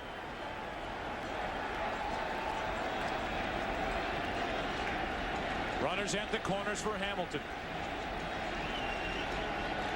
Darrell off the bench for the Mets. Off the end of the bat. Edmonds coming on, makes the catch to end the inning. Didn't get a good read on it, able to recover and end the frame. We're through 4 here in Game 3. St. Louis hanging on. They lead 5-2. It's a 5-2 Cardinal lead as this game goes to the top of the 5th inning. Rick White is into the action. Third pitcher of the night for New York. We can officially say night, right? It's after 6. Absolutely. Is that all right? Yep, it's okay. From Reed to Rush, and Rush was again terrific out of the bullpen. What a weapon he's been the 2 times he's been in action in this postseason. And now it's Rick White. Watch Game 4 of the World Series on Fox for the $1 million Gillette Strike Zone Challenge. Joe, we had a graphic up earlier that we feel the timing is right to bring it back. The St. Louis Cardinals were 78-44 versus right-handed starters. That's the most wins in the majors, tied with the San Francisco Giants. The Giants also was 78. But now the Mets have another right-hander back in there. So in a perfect world, the Cardinals got what they wanted. Glennon Rush came in and only pitched 2/3 of an inning. So Rick White will work to Fernando Tatis, then Drew, then Carlos Hernandez. Anybody gets on in the inning, Andy Bennis. And Tatis gets into one to left field. Agbayani back at the wall, off the top of the wall. It bounds behind Agbayani, and Tatis has a leadoff double.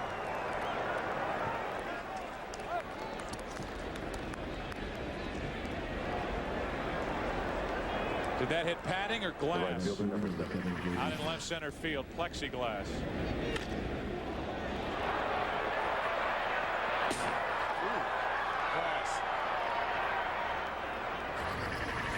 So White is greeted rudely by Tatis. Now Drew will bat. That's why I brought that up last half inning about Bordick reaching, pinch hitter, in a roundabout way, even if they weren't trying to pitch around Bordick. Sure. They got the best of both worlds because they got the out with Hamilton. Hamilton's gone for the rest of the night. Rush is out of the game. And the Cardinals would try to do some damage against Rick White, who seems to have figured out his trouble, he says, after a ringing double, after a miserable September in a Mets uniform. You know what I think that was? I think that's a fake conversation between Oquendo and Drew. Bottom part of the lineup, there's no way Drew's going to be bunting as a sacrifice. He might bunt for a base hit, not a sacrifice. Yet Ventura's in, and he drops down a bunt third base side, strike 1. I agree with you. That's a terrible play. If he's bunting the sacrifice, that's the worst play we've seen in postseason. There is no way J.D. Drew can be bunting there.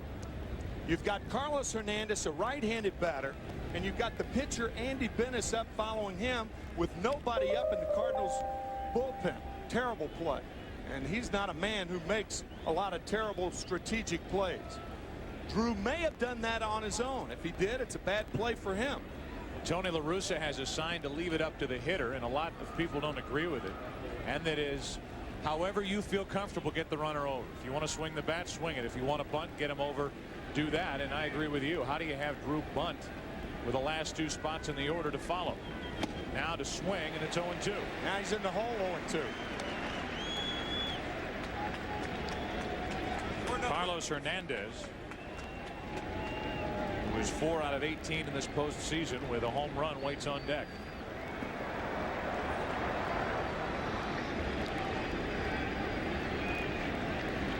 Rick White, picked up from Tampa Bay at the trading deadline, the 0-2. Into right field, a base hit. Tatis didn't get a good break, and he will be held at third. And it's first and third, nobody out. A double, a single, and now Carlos Hernandez will hit. Real mistake right here as White throws a cookie. Gene Mock used to call pitches like that cookies. An 0-2 breaking ball right down the heart of the plate.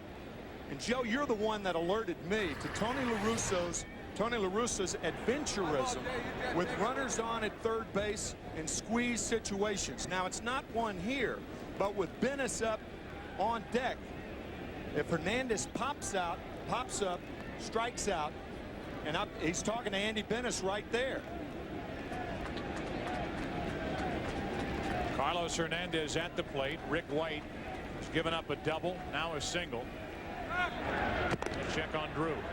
You told me with a runner on at third and less than 2 outs that Tony La Russa is perhaps the most adventurous manager you've ever seen.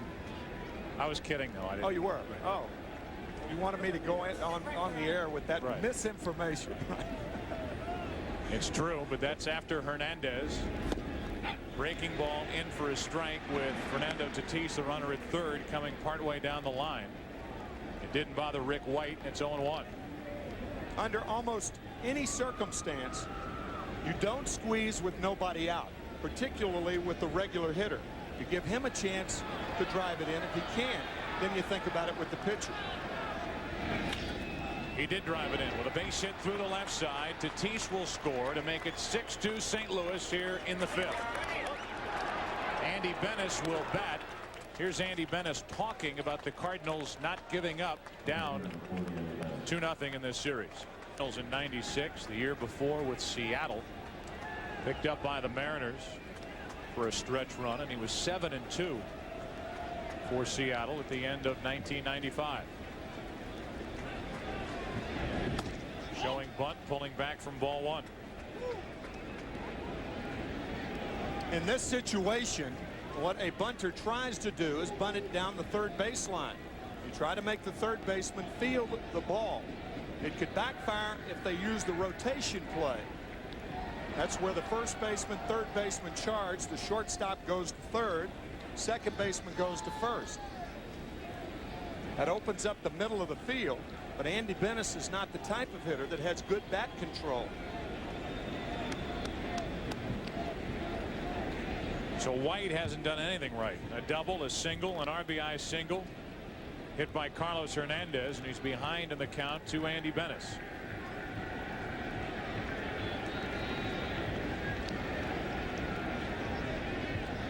Charging for the bunt. Bennis lays it down. It's a perfect bunt. Sacrifice good, 5-4. The runners advance to second and third.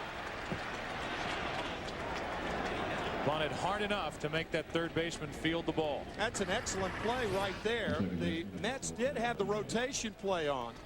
Watch Ventura coming in, breaking toward third base. Then he stopped. Now he continues. But Ventura forced to field the ball. An excellent bunt by Andy Bennis.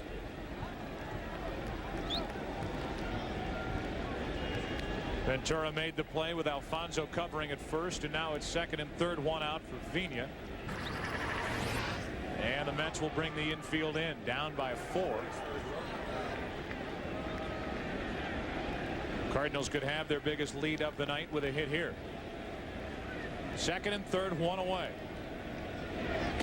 And ball one. I talked about Rick White. He had a terrible month of September. He said, well, I looked at some video. I got my footwork squared away. He didn't like the way he was pushing off, trying to do too much. And then he was so good in that game 3 here at Shea Stadium in the division series with the Giants, when he pitched a couple of shutout innings and actually got the win in that game when Agbayani hit the 13th inning home run. But here, a double, a single, another single, a good bunt, and it's 1 ball, 1 strike on Fernando Vina.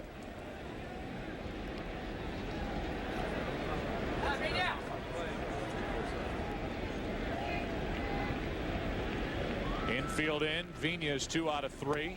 Out in front there, and it's 1-2. When you have a big lead in the middle innings and the Cardinals are up by 4, runners on is second and third, whether the infield is in or not, you should send the runner from third on contact. The worst that can happen is you end up with first and third and 2 outs, but you're taking a chance to score a run. Drew with excellent speed, excellent instincts.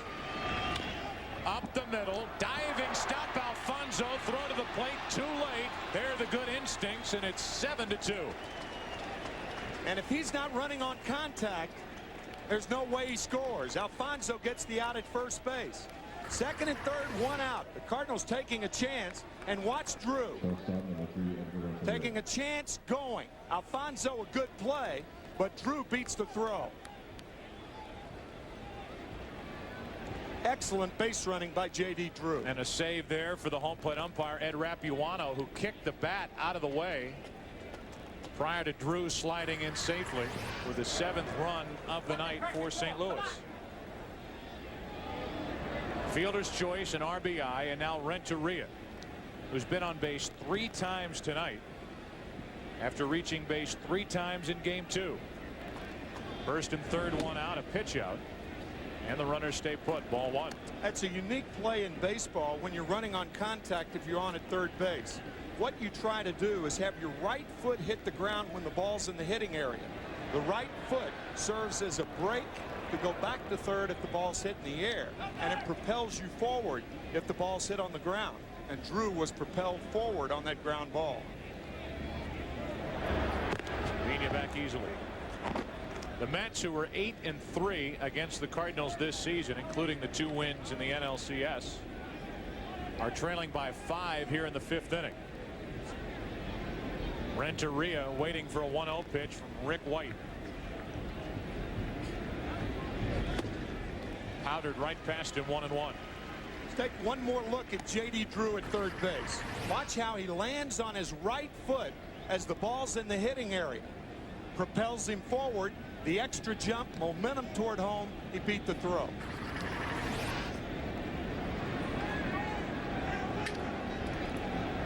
One ball, one strike on Renteria. You mentioned it earlier, like game 1 in St. Louis. This usually raucous crowd at Shea Stadium is dead quiet. 2 balls and a strike. Yeah, each team seems to be taking turns taking the home crowd out of the games. Well, a right-hander started for the Mets today. Rick Reed, a right-hander, is scheduled to start for the Mets tomorrow, and Bobby Jones coming off one of, if not the best postseason start in Mets history. 2-2 on Renteria. The pitching matchup at this point is scheduled to be Bobby Jones against Darryl Kyle, who the Cardinals and Tony La Russa will bring back on short rest. He went 7 innings but was under 90 pitches in game 1.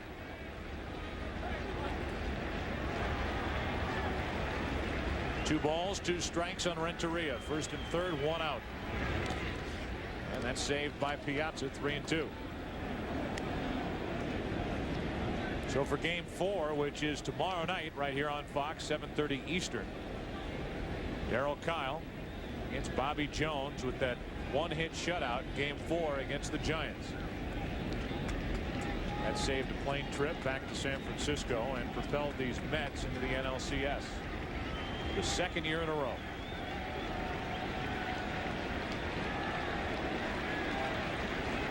White with a 3-2 count. That was nearly a balk. It's been called a couple of times this season in the big leagues. The pitcher has got to make a distinct step toward third, and White barely went to third, if at all. First and third, 1 out, 3 balls, 2 strikes. Ventura at first, running. Renteria grounds to short. A run will score. It's 8-2. By starting the runner, the Cardinals avoid the inning-ending double play and get another run and lead by 6. First 2 games in St. Louis, the Mets could do no wrong. Tonight, the Cardinals can do no wrong. Everything is working. First and third, 1 out. The runner is sent. And an RBI for Renteria. On the play, Ventura moves again into scoring position. Second RBI for Renteria tonight. The 25-year-old shortstop has been fantastic for Tony La Russa. He is some player, isn't he? Edmonds, strike 1. In fact, of all the guys in this team, Tim, Tony La Russa gets that look in his eye about Renteria. The Cardinals, when they were going to acquire Renteria, made a call to Jim Leland, who's now an assistant to Walt Jocketty, the Cardinal general manager, and said, what kind of guy is he? He got the stamp of approval from Jim Leland. He has that and more from Tony La Russa. Runner at second, 2 out. Edmonds at the plate. 1 ball, 1 strike.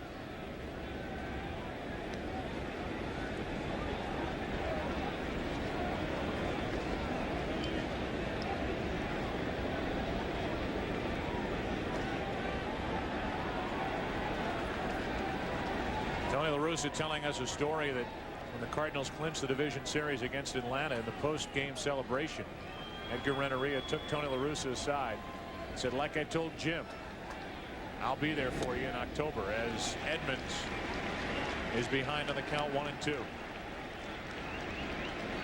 game-winning hit in the divisional series against the Giants for the Marlins in 1997 in Game 1. And then he won the World Series with a hit in Game 7.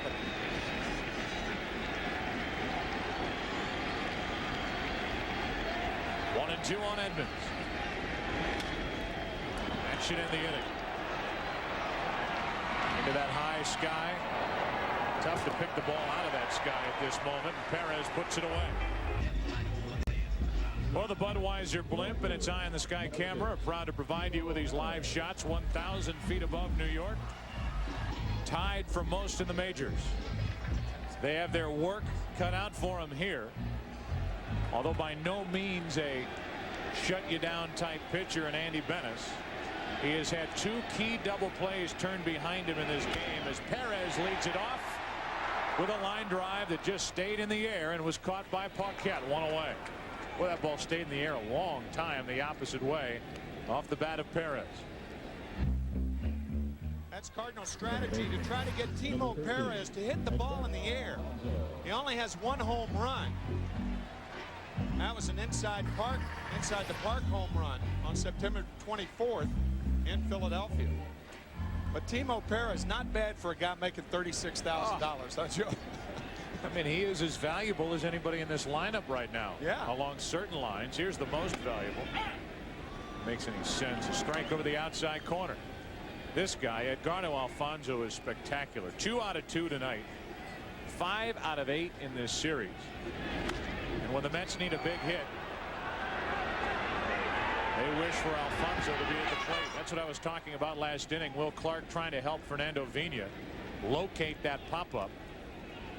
And Alfonso pops up to the Cardinals second baseman. That's what Joe was talking about. Clark pointing up. Almost like someone walking by a hotel here in Manhattan. You see that quite often. That's right. As a matter of fact. Was that one right up there? 45th floor, officer. 2 out, nobody on, and ball 1 to Piazza. Piazza is 0 for 2 and hit into one of those 2 double plays. The Mets had first and third, nobody out in the first inning, and Piazza bounced into a nicely turned 5-4-3 double play by Tatis and Vina. But it gets worse for the Mets and their fans. After loading the bases with nobody out in the 4th inning, Jay Payton bounced into a 4-3 double play, well handled by Vina. And after a walk to Bordick, Hamilton, a pinch hitter, fly to shallow center to end the inning, end the threat, take Glendon Rush out of the game. And wouldn't you know it, the Cardinals came right back with 3 runs against the right-hander Rick White in the top of this 5th inning to make it 8-2.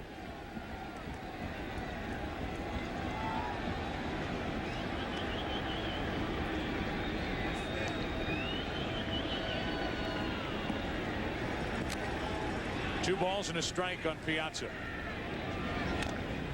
Now 2-2. If the Mets can do it, they might activate Kuzman and Matlack for the rest of this series.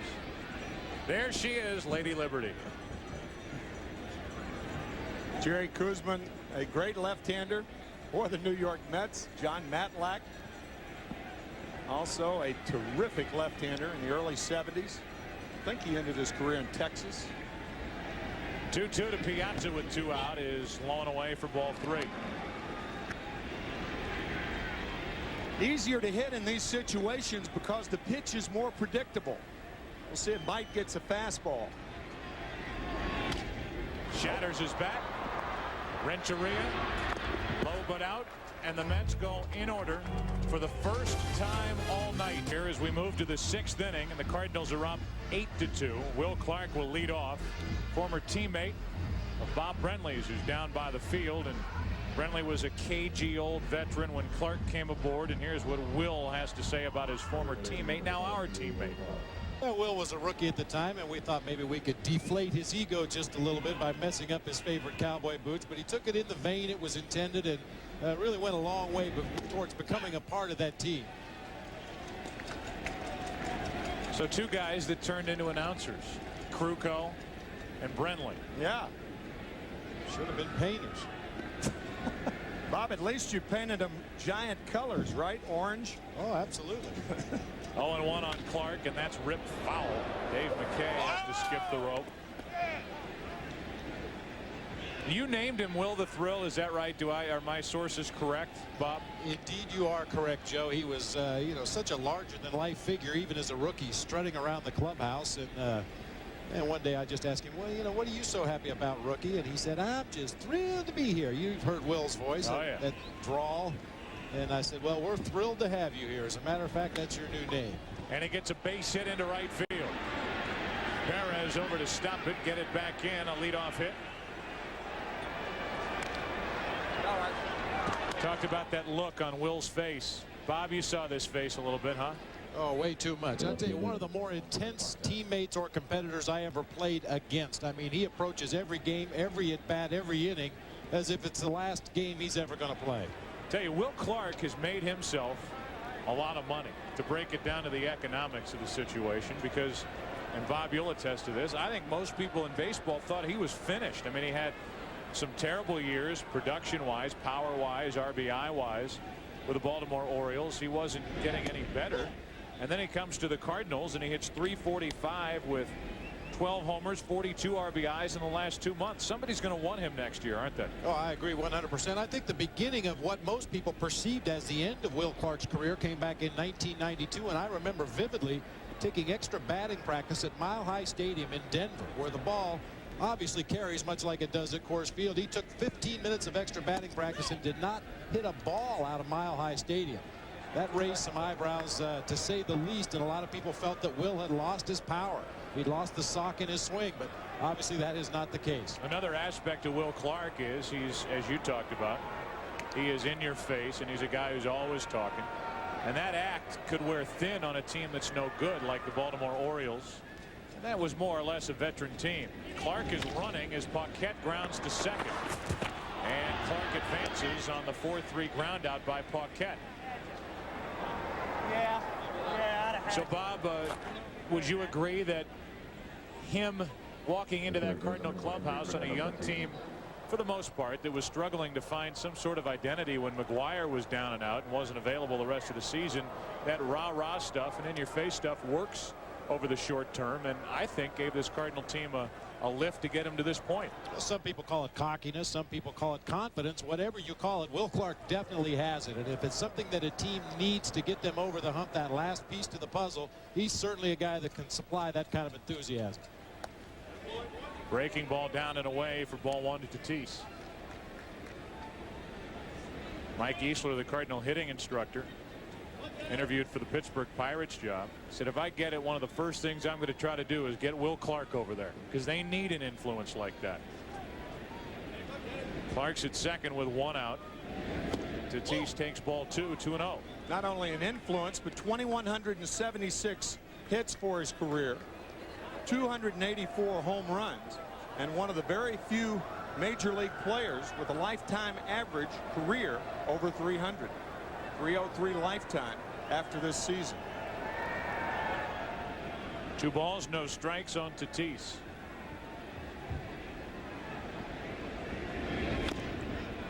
Two and one. The Cardinals tonight not only getting offense, but they're getting offense from some spots that so far to this point in the series hadn't been there for him. Edmonds hadn't driven in a run prior to his 2-run double in the first inning. The man at the plate now, Tatis, was hitting so poorly down the stretch that Tony La Russa put Tatis in his big contract extension on the bench. He made his first start of the postseason in Game 2. He's starting in Game 3 and will likely be in there in Game 4 tomorrow night as he takes one high, 3-1. He's doubled off the wall, and he's hit a sac fly the opposite way.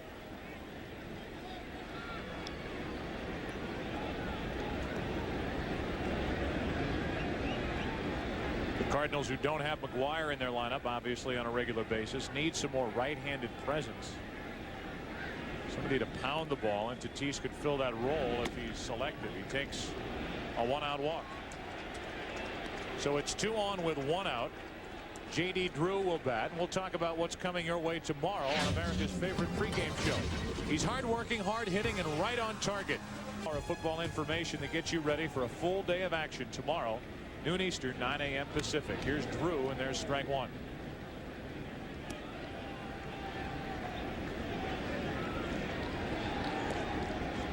Drew a single his last time up. Later scored a run. And a 3-run 5th inning for St. Louis.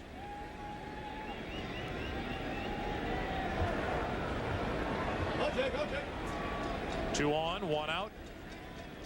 The 0-1. Ball and a strike. The draft started in 1965. And since the draft started, there's been one time when brothers were selected in the first round. And that was when J.D. and his brother Tim were selected in the first round in 1997 from Valdosta, Georgia. 2 on, 1 out. Now ball 2. And you know what I'm leading up to. The youngest of the Drews may be the best of the 3 from what we understand, Joe. Goes by the nickname of Dirt. That's his nickname. Dirt Drew. He is an infielder, outfielder, and really traveled around for much of the summer with big brother J.D. on the Chargers, in the dugout, taking ground balls. 2 balls and a strike. Now 2-2 on Drew with 2 on and 1 out. Maybe the first player, certainly in the first round next year. Dirt Drew is, I don't believe he's 17 now. He's a senior in high school at Valdosta High in southern Georgia. Known for their football program down there. Great high school football played in southern Georgia. Rick White on 2-2. Drew fouls it back and out of play.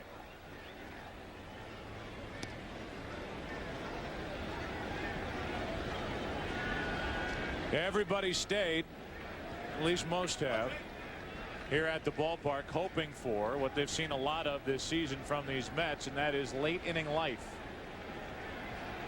Cardinals doing today what they had done in their last 5 league championship series games combined.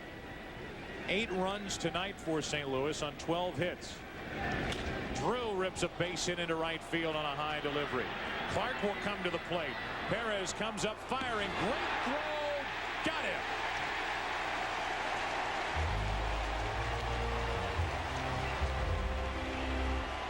Timo Perez gets Clark at the plate. 2 out.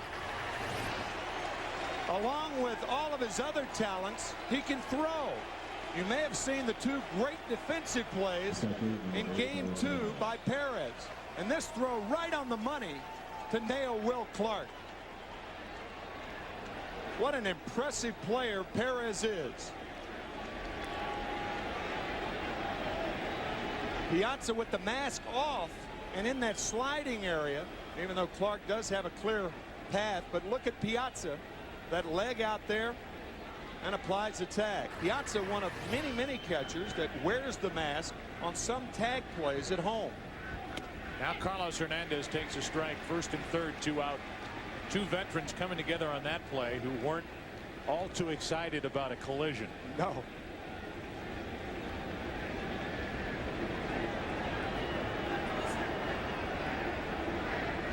No balls, 1 strike. 1st and 3rd, 2 out. Hernandez an RBI hit in this game, and he is jammed. Bordick comes on and takes care of the rest. So the Cardinals had 2 hits, a walk in the inning, and Rick White, with help from Timo Perez, keeps it. The only run of that inning when Glendon Rush came in and did so well in relief. And now he's back to work in the 6th. But we'll deal with Ventura, Zeal, and Agbayani.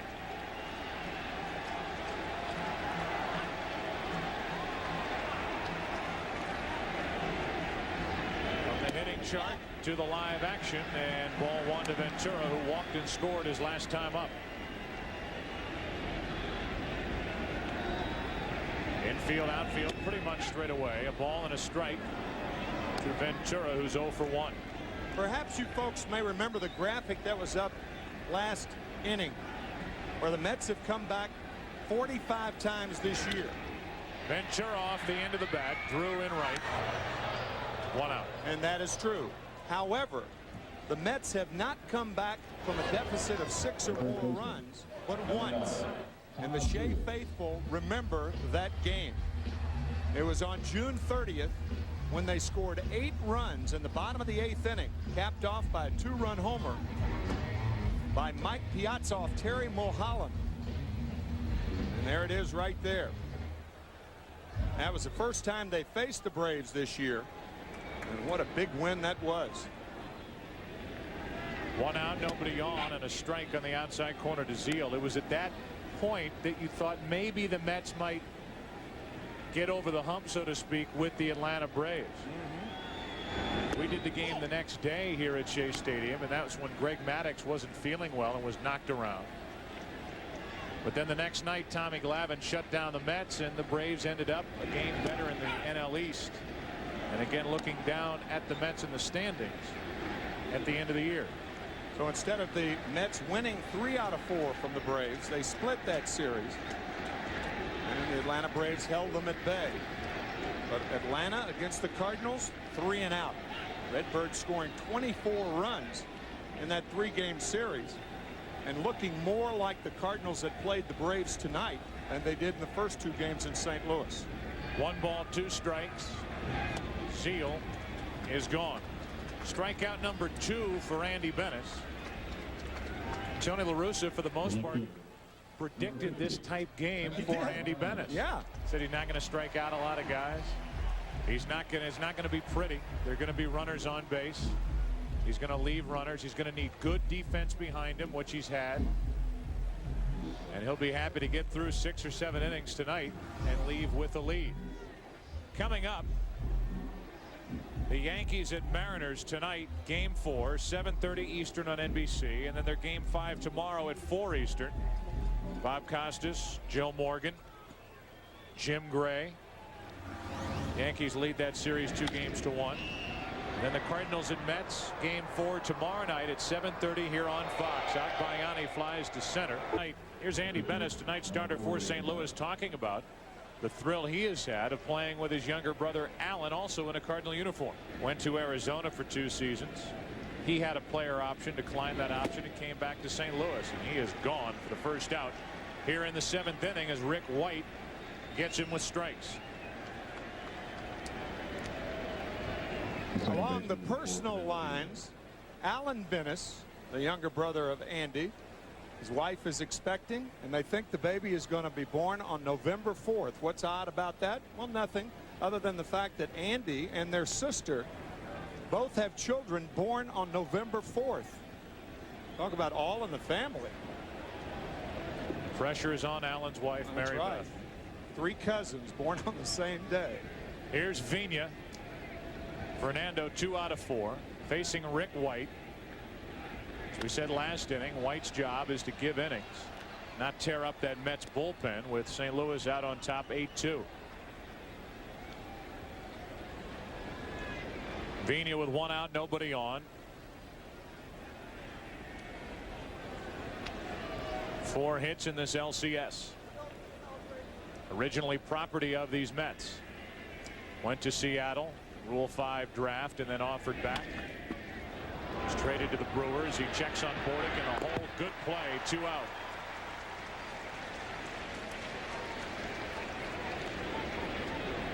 Fernando Vina grounding out to short. And Mike Bordick showed off a good arm on this play.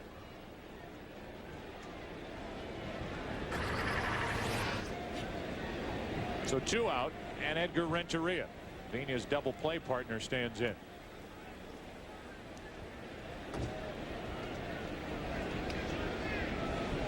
Crowd quiet, and for the most part they've been that way since the start, when the Cardinals came up with 2 runs in the first inning. Crowd got into it when Rick Reed got around a 1st and 3rd nobody out situation with 3 consecutive strikeouts, and then really got into it in the bottom of the 1st with 1st and 3rd nobody out, Piazza up, but he bounced into a 5-4-3 double play. Then in the 4th inning, down by 4 at the start of the inning, the Mets loaded the bases with nobody out and got only 1 run when Jay Payton bounced into a 4-3 double play, and after a walk to Bordick, a pinch hitter Hamilton flied to center. So 2 big chances, one in the first, one in the fourth, and double plays bailed Andy Bennis and the Cardinals out of trouble. Bordick out at first, and the Cardinals go 1-2-3 in the top of the 7th. Back at Shea Stadium, these fans are up, stretching, and having fun despite the score. Jay Payton will lead it off, bottom 3 in the order for the Mets. And these fans will try to get something going for the hometowners who trail by 6.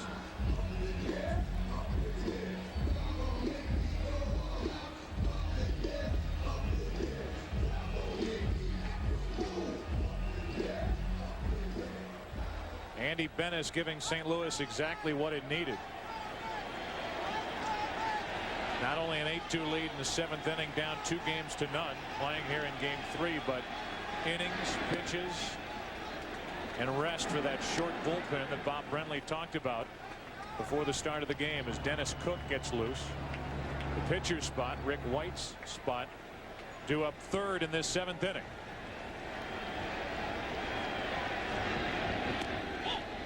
One ball, one strike.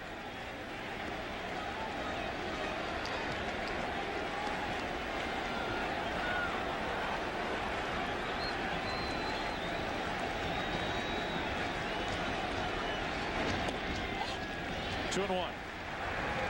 Jason Christensen, the only left-hander that Tony La Russa has in his bullpen, getting loose. Again, Andy Bennis was on the disabled list with inflammation in his right knee from mid-August until September 4th.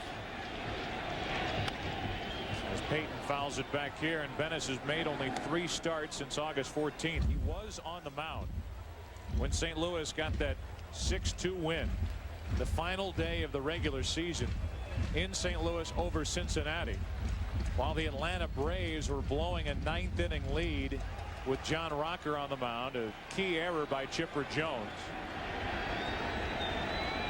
2-2 to Payton is strike 3 called, 1 out.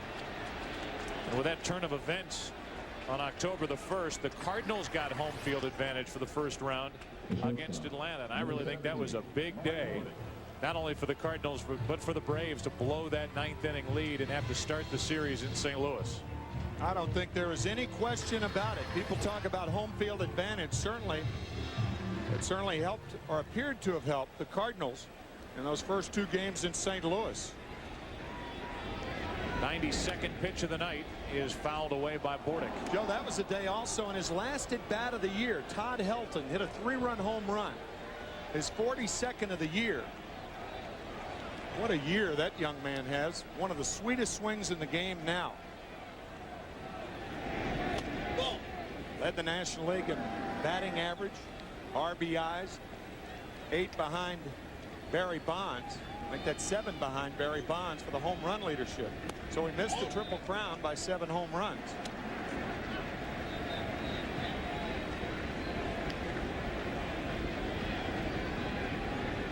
Mile high altitude or not, he can hit. He can flat hit. 2 balls, 2 strikes on Bordick.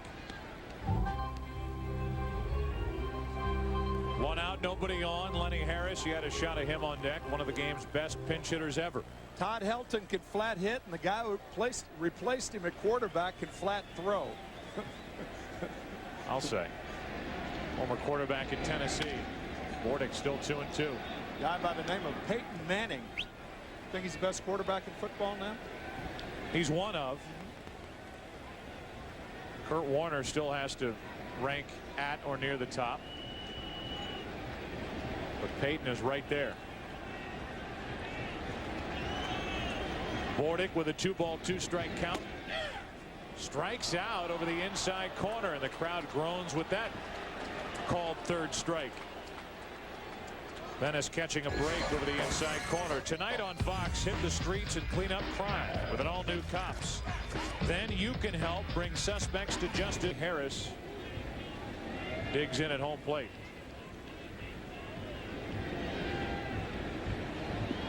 So far 0 for 2 in this postseason. A guy with 130 career pinch hits. We said it during the season. It's my opinion that Lenny Harris, as much as anybody in the National League, will be a major league manager if he chooses when his career's over. He's affable. He's intelligent. He knows pitching, even though he's never been a catcher or a pitcher. He knows hitting. He knows base running. And really, who better to call on than somebody who, for the last 5 or 6 years, has been on the bench watching managerial moves, wondering when his spot's going to come up. That's exactly right. Bases empty, 2 out, and Harris fights it off. Still 1-2. That's when you get a different view as a player. When you make that transition of being a regular for so long, in Lenny's case, and then becoming an extra man. You see it from both sides. Now all of a sudden you start understanding more of the moves that a manager has to make. The problems he has to deal with. The 25-man roster. He started this season with Arizona. Watched Buck Showalter, who is no longer there. And then was traded back to these Mets. And has watched a good one in Bobby Valentine. 2-2 pitch, and Andy Bennis struck out the side. And every Cardinal starter in their lineup has at least one hit, and that includes the pitcher Andy Bennis. Bennis, 7 innings. He's allowed just the 2 runs. He struck out the side, all looking in the 7th inning. 5. That's the entire postseason. 2 games. Has not appeared in this LCS until now. Bobby Jones will be the starter tomorrow night, 7:30 Eastern here on Fox. Take on Darryl Kyle and the Cardinals. Cardinals trying to hang on and win here tonight to run the series count to 2-1 in favor of the Mets.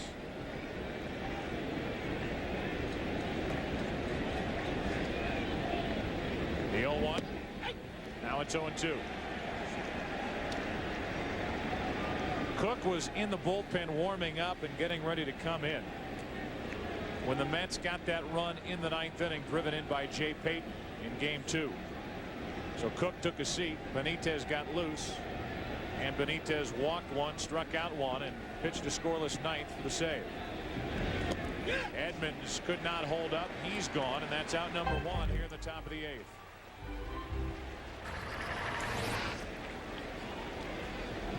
Looked like a cut fastball or a slider, and they're similar pitches. Jim Edmonds could not hold up in time. So far in the 2000 LCS, and that includes the American League Championship Series, the home team 1-4. The only victory to this point is game 2 by the Yankees, and who knows where the Yankees would be without that 7-run outburst in the bottom of the 8th inning to come back and beat Seattle, who had dominated until that point and led 1-0. Yankees won last night, and you and I were talking before the game. As Will Clark strike 1, the Yankees played their best game not only in the postseason but in a long while last night in Seattle. In my view, Joe, it was their best game since September 9th. That was when they swept the Red Sox at Fenway. They had a rain-out game, makeup game. They had to play at Yankee Stadium. They lost that game, and that started their dive, and I mean dive, winning only 3 of their last 18 games, and then struggling against the Oakland Athletics, a feisty, plucky Oakland Athletics team. But look at the starting pitching, the pitching period. They've allowed only 5 runs in 3 games. The Seattle Mariners. And the offense kicking in, and it's good to see a good guy like Tino Martinez come alive here in the postseason after a down year offensively. Bernie Williams getting a swing back. They will be a handful and then some for Paul Abbott, who starts tonight taking on Roger Clemens, who pitched with short rest in the division series against Oakland, will pitch with long rest tonight. 2 balls, 2 strikes on Clark. We were talking about it the other day on the off day, that had the Yankees won that game 2-1, I don't think they approach the 3rd game in Seattle like they did. Mark McGwire came to the plate, in case you're just joining us. Back in the 4th inning with the bases loaded. Cardinals trying to break it open, and Glendon Rush got him. on a pop-up into shallow left. Akbayani on the other end of it. And McGuire had his first swings of this LCS. That spot on deck, the 3-2 to Clark with 1 out, is another foul ball. And it stays full. Benny Akbayani back on August 12th. Giants at the Mets. Only 2 outs, and he handed a fan the ball, and Jeff Kent scored. Had to get the ball back. Ellis Burks came in to score and made it 3-1. The Mets did come back and win that game. Clark is gone. Back-to-back strikeouts. Good work by Cook. He took care of Edmonds, and now Will Clark. It's like a 3-2 slider. You can see that spin of the slider. If the spin on a slider is tight, pitchers refer to it as a dime slider. If the pitch on a slider is loose, they refer to it as a quarter slider. And from a catcher standpoint, a hitter standpoint, if it's tight, it looks as though you can almost place a dime in the spin. And when it's loose, a quarter in the spin. And against the right guys, it might fly a quarter of a mile. Strike 1 on Paquette. Second at bat. He went in defensively. We showed you the McGuire at bat. He was pinch hitting for Ray Langford with the bases loaded against a left-hander rush. And after he flied out, Craig Paquette went into the lineup. And McGuire is watching the rest of this one from the bench in a 1-ball 1-strike count on Paquette. Those guys who have those silver dollar spins on their sliders are pitching in Sunday night beer league. That's right. But it's kind of interesting, though, the tighter the spin. Joe Becker was the first guy that called that to my attention. Joe, a pitching coach for the Cardinals back in the late 60s, and a good one. Paquette takes care of that high delivery and rips it into left field, his first hit. First LCS hit for Craig Paquette in this matchup with the Mets. Let's check out how tightly wrapped this slider is. That's a tightly wrapped slider. That's a dime spin slider right there. Wrap the left. So Dennis Cook probably thinking it wasn't worth a plug nickel. That slider. And it's 1 on 2 out for Tatis.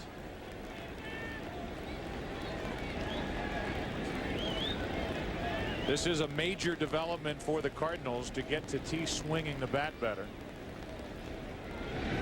If that indeed continues, again without McGuire in the lineup, as the 7 train will be packed shortly. Yep. Without McGuire in the lineup, there really isn't a right-handed power presence in Tony La Russa's everyday lineup, with the exception of Tatis. But he had found himself buried on the bench before game 2 when he made a start and had an RBI game-tying double. That came in the 8th inning of that game. 5th inning rather. And then Tatis was pulled in a double switch. 1 ball 1 strike, 1 on 2 out.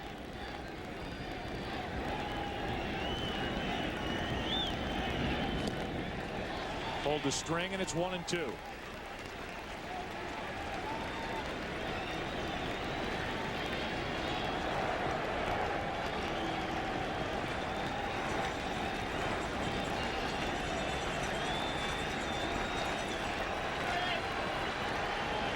Bennis may trot out there for the bottom of this 8th.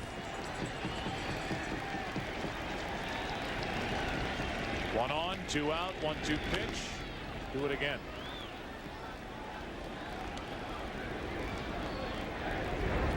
Mike James getting loose. Tony La Russa always has to wonder about future games. You know, he's got Andy Bennis in this game now. You could run him back out there for the 8th inning. You could try to have him save something with the thought that he may get another start and get another start on short rest later in this LCS. Ventura, easy hop, inning over. Cardinals get a 2-out hit from Paquette, strand their 10th of the night, bottom of the 8th inning. Mets bat, they trail 8-2.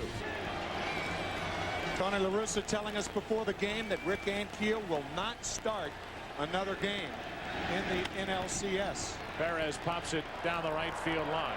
Drew gives it a look, but it's foul. 1-2. Excuse me, Joe, but he could start or not start, but pitch out of the bullpen.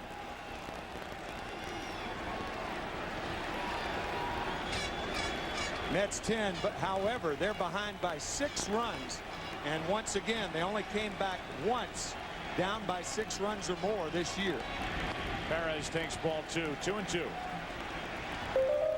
Tell you, a guy who could get a start is Britt Reams. Yeah. What nasty stuff he featured the other night.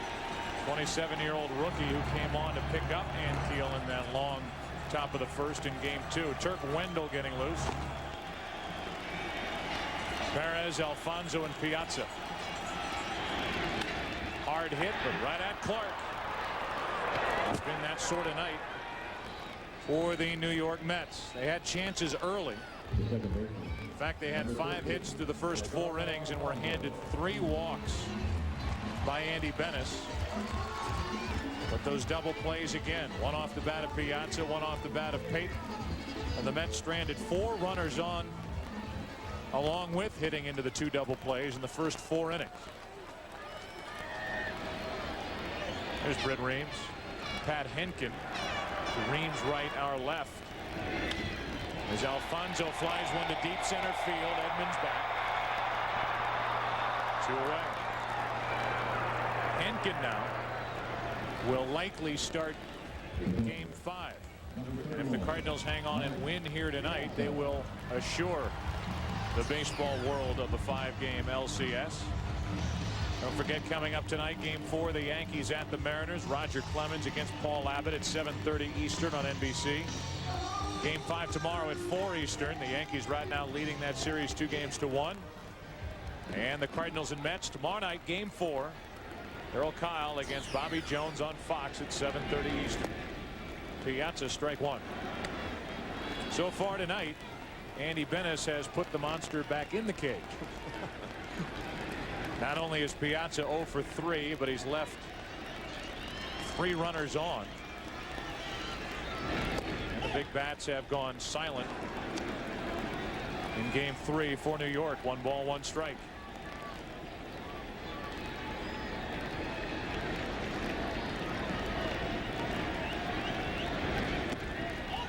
Two and 1.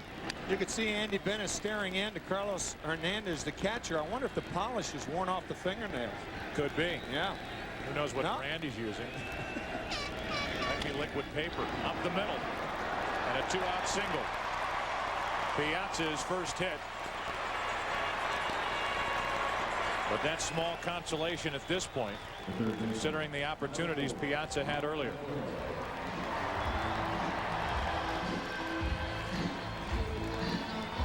How's that fingernail polish working out down there, Bob? Oh, it's hanging in there great. Well, what a great endorsement for somebody, you know, liquid paper or whomever. But you can clearly see it still hanging in there on Carlos Hernandez's fingertips.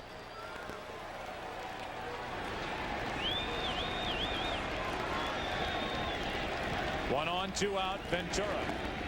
Ball 1.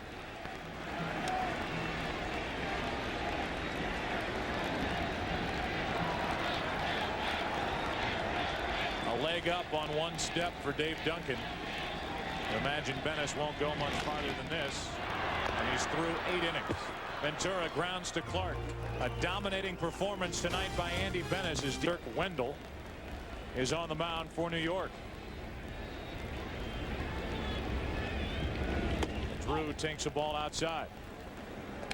It was Drew's pinch hit RBI double against Wendell in the 8th inning of game 2 that tied the game momentarily until the Mets went ahead for good in the top of the 9th, 6-5. 1 ball, 1 strike on Drew.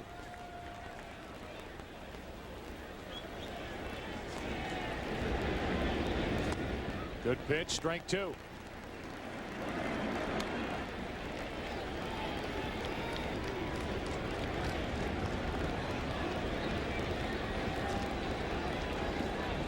Wendell came up with the Cubs, traded to these Mets.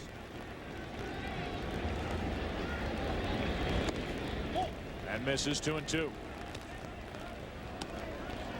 Wendell will be a highly sought after right-hander out on the market.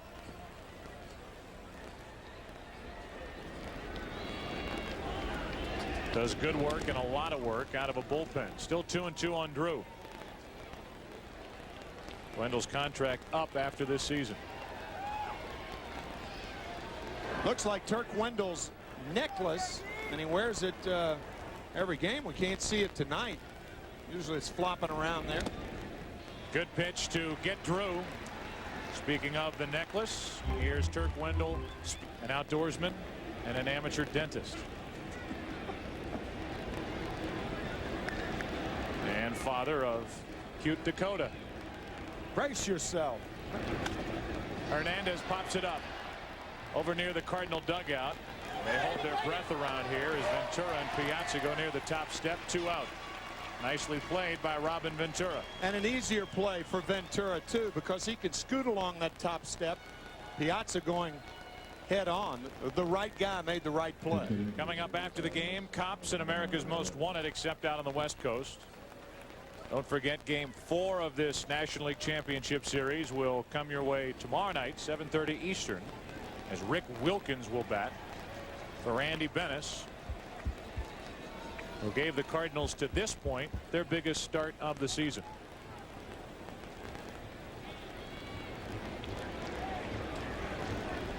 Wilkins, a former 30 home run guy with the Cubs when he was their everyday catcher. Bulging disc up in his neck. Took him a while to recover from that operation. He's been with the Astros. He's been with the Dodgers. He's with the Cardinals and was at their AAA affiliate in Memphis. And part of that Memphis Redbird team that ended up in the AAA World Series, representing the Pacific Coast League. Memphis in the Pacific Coast League, as Wilkins gets out in front and fouls it into the seats. 0-2. And they played Indianapolis in the AAA World Series in Las Vegas.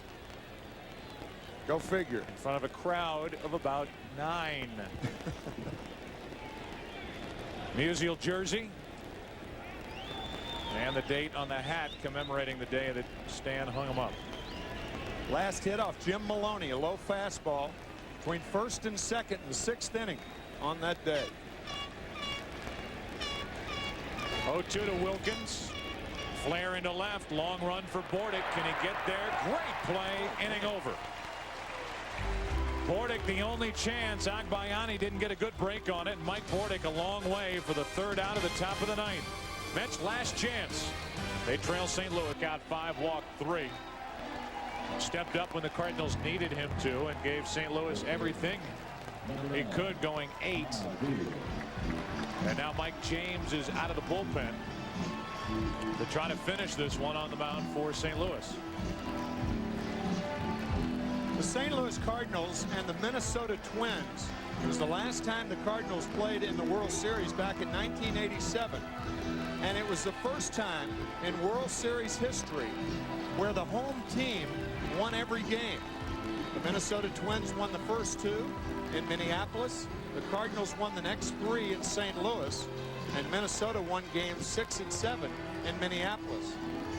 The way this series is going, and it's premature perhaps to talk about it, the Cardinals winning 2 on the road in St. Louis. The Cardinals, or the Mets I should say, winning 2 in St. Louis, and the Cardinals, unless the Mets can dramatically come from behind, will win tonight.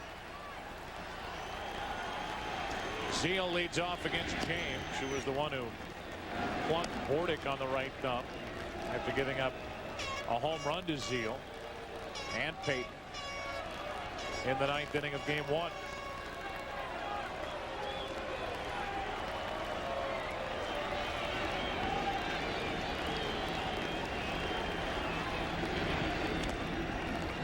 So perhaps you get our drift. If the Cardinals won tomorrow and Monday, and then the Mets won on Wednesday and Thursday, it would be the first time in postseason baseball history that both teams win all road games. Zeal still 0-2. And again, that's premature, but that's what's happened if the Cardinals can hold on. They have a 6-run lead. So the stage is set for the first time in baseball history, perhaps. Zeal,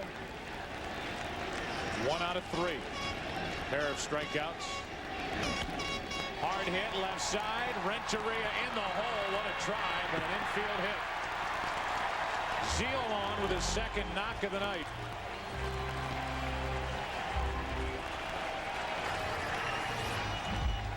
Just to get to this ball, off balance throw. It's wide. A base hit for Zeal, but a great athletic play nonetheless.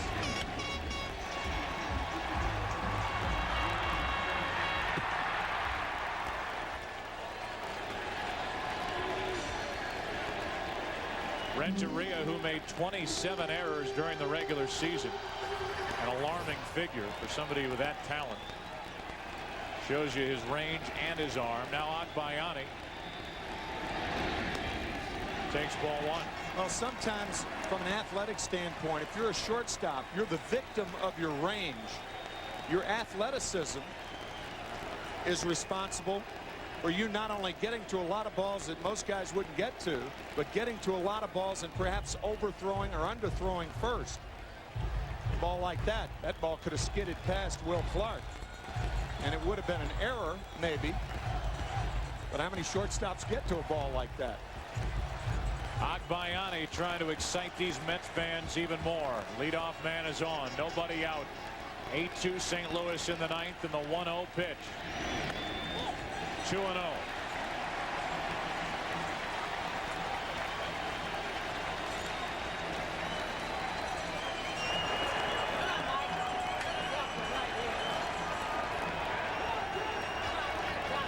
Andy Bennis isn't going to watch anymore. Down the tunnel. 3-0. And Dave Duncan will visit Mike James as there is action for the Cardinals in their bullpen.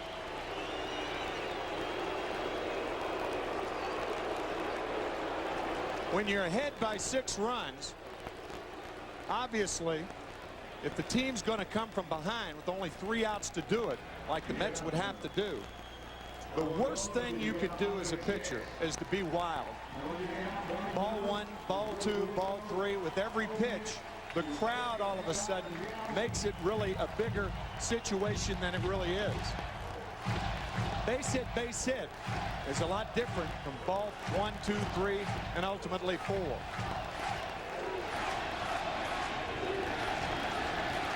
Three balls, no strikes.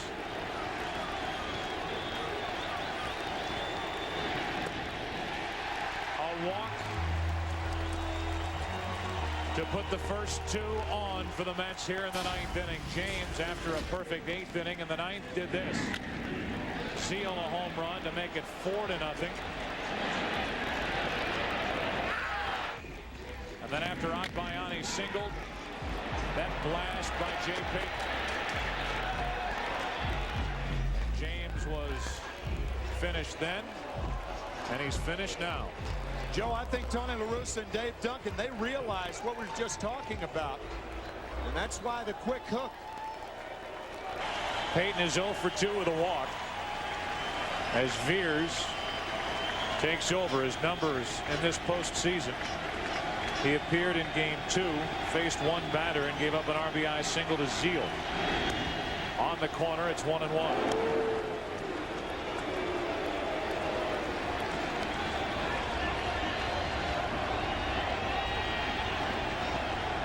Another full moon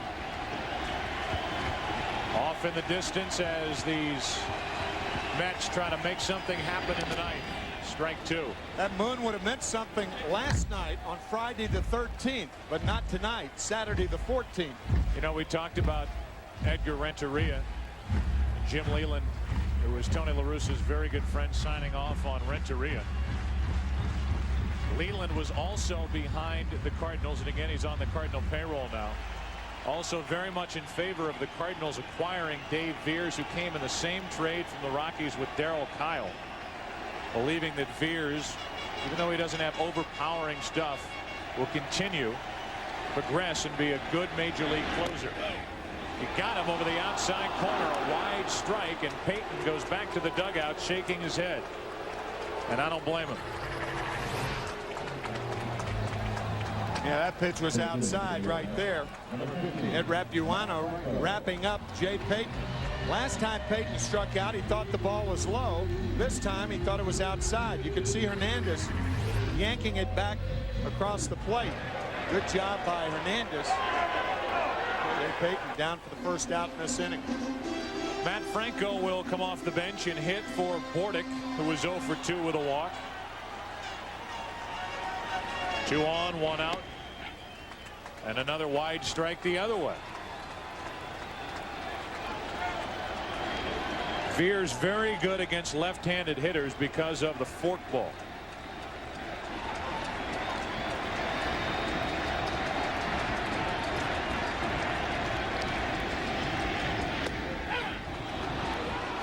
These Mets wondering how big this plate's going to get. It's 0-2. Well, the plate's 17 inches wide. And after the call on Payton, and now the 2 calls on Franco, the Mets have to wonder if the plate's not 21 inches wide. 2 on, 1 out. 0-2 on Matt Franco. That forkball, and Franco lays off. Last year in Colorado, and Veers didn't start the season as the closer, he ended up saving 31 games, which is an accomplishment, pitching out of Coors Field half the time. Jim Leland likes the makeup of Veers. 1 ball, 2 strikes, 2 on, 1 out. On the outside corner, and now Franco walks away shaking his head. Back-to-back strikeouts from Veers, and another pinch hitter coming to the plate. Bobby Valentine livid, and so is Matt Franco.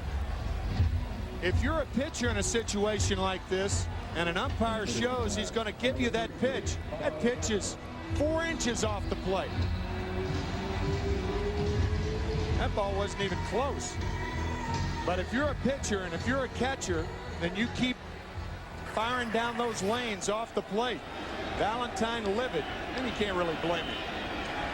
Bubba Trammell now off the bench. Mets down to their final out here in game 3. And Veers, give him credit. At least he's working the corners extended. It's 0-1 on Trammell. They're going to give it to you, or if he's going to give it to you, the home plate umpire, take it.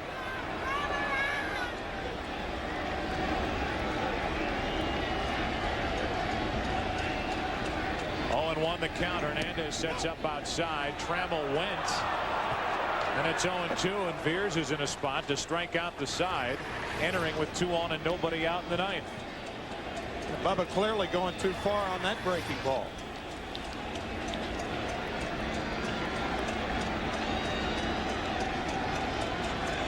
Two on, 2 out. The Cardinals 1 strike away from their first win in this series. 1-2. Talked about Bordick, his first at bat with the Mets, homering against the Cardinals. And Andy Bennis. Trammell did the same thing in his first Mets at bat the next afternoon on a Sunday, the 30th of July. The 1-2, 2-2. Timo Perez waits on deck. Now there are arguments as to how old Perez is. They claim, and he claims, 23. A report out of Japan said he was 31. 2-2 to Trammell. Inside corner, game over, and the Cardinals win it 8-2, and they trail in the series 2-1. Pitching and defense tonight for St. Louis. And the Cardinals pounded out runs against the right-handers for Bobby Valentine, both Rick Reed and Rick White. They won 78 games during the regular season against right-handed starters and looked very, very strong offensively once again tonight. Andy Bennis applauding as the Cardinals and Cardinal fans applaud his efforts. The starters game 4 tomorrow night, 7:30 here on Fox. Bobby Jones, so good in Game 4 of the division series. The one-hit shutout, taking on the Cardinal 20-game winner, who went 7 innings in Game 1, allowing 3 earned runs, Darryl Kyle.